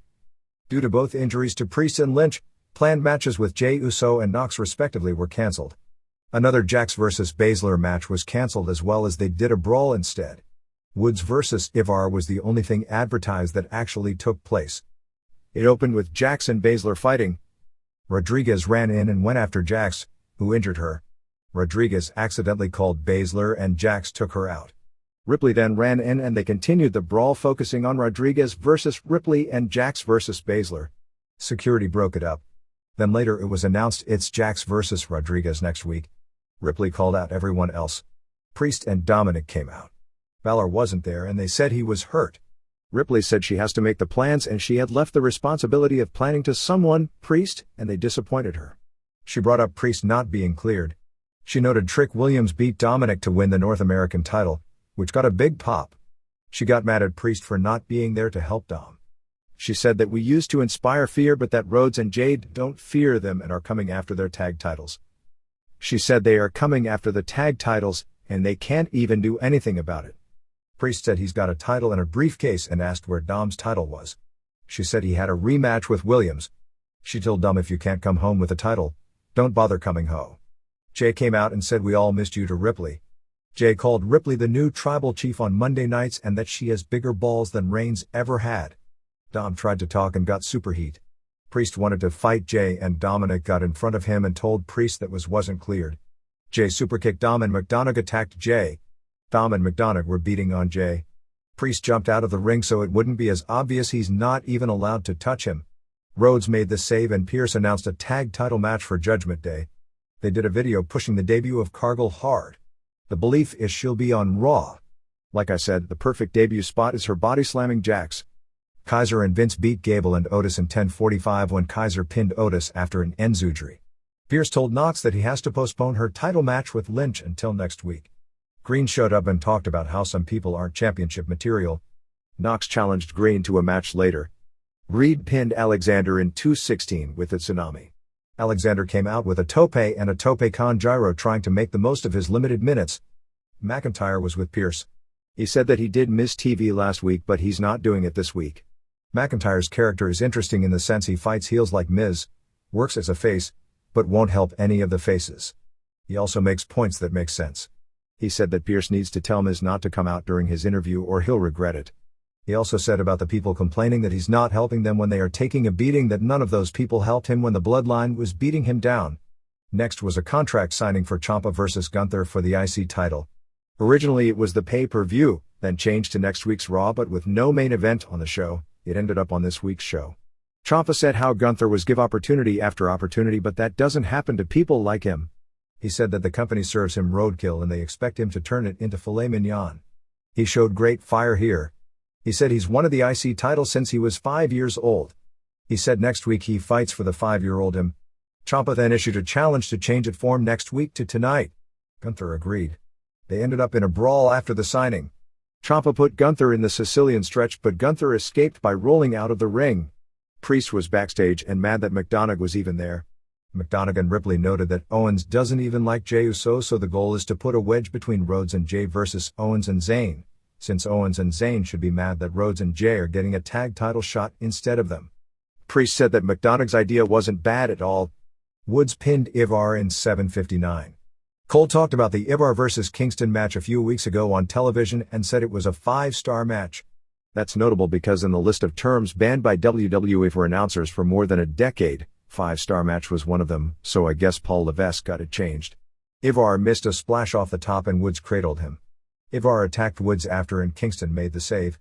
Ivar then destroyed both of them with spin kicks. He gave Kingston a tiger drive onto Woods. He then delivered a moonsault onto both of them. They said in commentary that Eric would be out for a while. Rollins came out for an interview with Cole. Cole noted that he gave Rollins most of his nicknames but said that he used to be the puppeteer Boo for Nakamura. He's become the puppet. Rollins wasn't happy about that. Cole basically then did Nakamura's promo for him. Rollins asked Cole how many shows he's missed in 26 years. He said 2. Cole got a big pop for that. Rollins said that Cole is addicted to it and loves it just like he does. Rollins said that if he has to leave the business due to an injury, he will know he left it all in the ring and be a good example for his daughter. Nakamura was on the screen. He asked Rollins if his back injury was fake and if he was just looking for sympathy from the crowd. I don't want to even get into the weirdness of this. Nakamura was on the screen, but then the real Liv Nakamura came from behind with a Kinshasa to the back. So as he's in the ring, the tape Nakamura is counting to 10, because they have a last man standing match. Rollins got up at 7 and Nakamura on the screen stopped counting even though we know by this time it's a pre-tape. Nakamura then hit him with 8 chair shots. The tape Nakamura counted again stopped when Rollins just barely beat the count. Nakamura used a sidewalk slam onto a chair and another Kinshasa, and this time Rollins didn't beat the 10 count. I know they want to put Rollins in jeopardy since people think he's not losing, but this was too weird. Plus, in a last man standing match, we just saw it only took a minute for Rollins to be unable to get up by 10. Lynch did a promo with her arm in a sling. She said when Ace cleared she'll be ready for a fight. Knox was there. Natalya showed up and told Knox that she has a different level of respect for her and is proud of her. Knox pinned Green in 2:03 with a Shining Wizard. Green missed a kick here and Knox sold it. Niven was at ringside getting involved and Natalya came out to help Knox out. Jey Uso did an interview saying he and Rhodes had problems but they were good. McIntyre did an interview. He brought up that people are mad that he isn't running in and saving people, but none of those people complaining ever run in and save anyone. He said nobody on Raw saves people except Rhodes, and he made fun of Rhodes' ego. McIntyre said he doesn't have to answer to any of the wrestlers, only the fans. He said he was done fighting at less than 100%.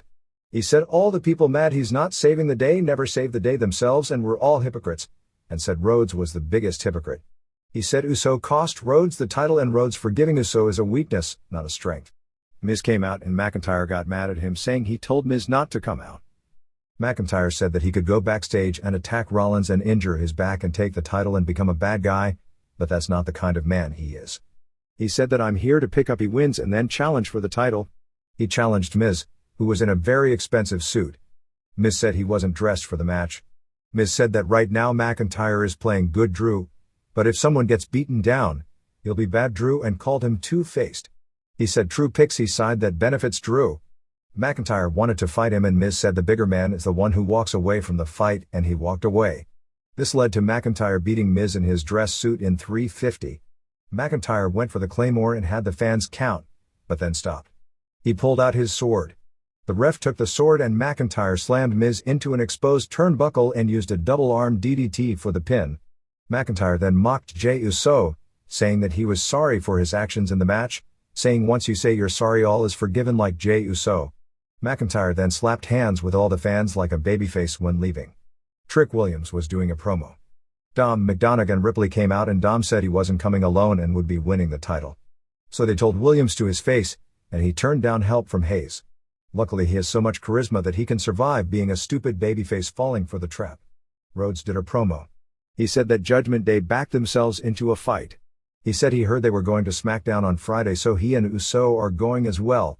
Gable did a promo about Gunther. He said that Gunther has peaked as a wrestler while he hasn't peaked yet. The main event was Gunther over Ciampa to retain the IC title in 22:53 of a 4 stars half match. They did had chops back and forth. Gunther gave Ciampa a back suplex on the apron. Gunther chopped the table when Ciampa moved. They went back and forth and the live crowd really liked it.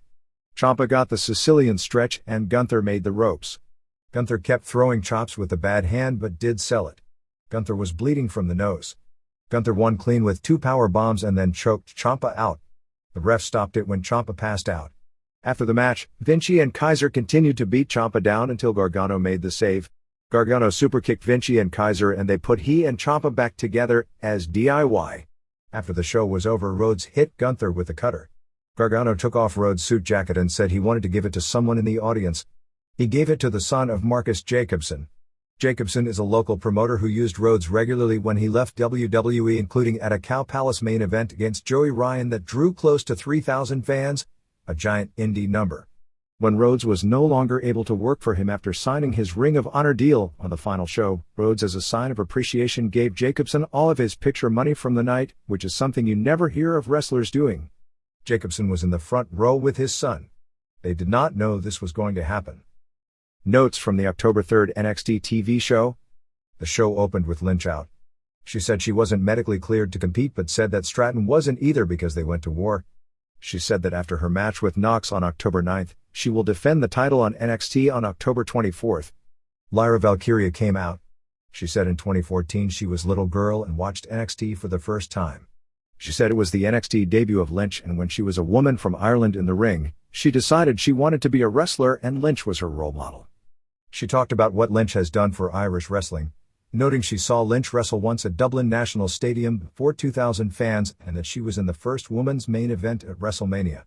She said she needed to know if she was ready. Lynch told her she was ready. Hartwell then came out to a nice action. She noted that she never lost the NXT women's title, that she was drafted to the main roster and was injured and vacated it, but now wants it back. Roxanne Perez came out and pleaded her case. Lynch said that the three should have a match and she'll defend against the winner. Mark Coffey and Wolfgang beat Tyler Bate and Butch in 10:07. Joe Coffey was interfering. However, Bate and Butch won with a double Tyler Driver 97 on Mark Coffey. After the match, the Coffeys and Wolfgang beat up Bate and Butch until Holland made the save, likely setting up a 6-man tag. Ilya Dragunov did a promo about winning the title and said long live the Tsar. Boy have things changed because a Tsar in the past would never be a babyface. Trick Williams came out. He congratulated Dragunov for winning. Carmelo Hayes seemed mad he was congratulating Dragunov. Hayes congratulated Williams for winning and said he was proud of him, but said defending a title is different from winning it. Dragunov dissed Hayes saying that this was a conversation of champions. Dominic Mysterio came out and said he was winning the title from Williams. Hayes said that he knew Judgment Day would try to screw with Williams and offered to be in his corner. Williams turned it down. Nothing like a stupid babyface, given Judgment Day always interferes, and they all but said they would on Raw the night before. Valkyria won the three-way over Perez and Hartwell in 11:57. Kiana James interfered and attacked Perez when she had it won. Lynch, who was doing commentary, kicked James. Valkyria pinned Hartwell with a splash off the top, so Lynch versus Valkyria for the title is on October 24th. Knox came out with a new look and said she would be winning the title first on October 9th. Braun Breaker came up to Hayes and said he's the one guy who knows how Hayes feels about losing the title and how much it's bothering him. He said to do what he did and fuel it to add rage and take it out on everyone, especially Williams. Hayes said they were good. Breaker said that after the match and you lost, did he come up and give you a best friend hug, or did you have to find him? Breaker said Williams didn't do it because he was being selfish. Corbin did a promo that seemed to indicate he's next for Dragunov, which makes sense with him pinning Breaker. Gigi Dolan pinned Blair Davenport in 3:48. Dolan attacked her before the match. Davenport tried to use a chair but the ref took it from her and then Dolan cradled her. Davenport attacked the ref after the match and they said she would probably be fined. Kiana James was on the phone. She then gave a promo about Perez, saying they started together but Perez has gotten preferential treatment, and that's why she stopped Perez from winning the match. But she said that she wouldn't wrestle Perez until Perez first faced Asuka next week. In the breakout tournament, Kalani Jordan beat Izzy Dame in 4:59 with a split-legged moonsault. Duke Hudson and Andre Chase went to Thea Hale and JC Jane, and wanted to support her and be in her corner. Hale didn't want them there but Jane said it wasn't a bad idea. They teased that Jane was up to no good with a plan, although Hale and Jane were clear babyfaces when they wrestled. There was another video of Brian Pillman Jr. watching clips of his father's football and wrestling.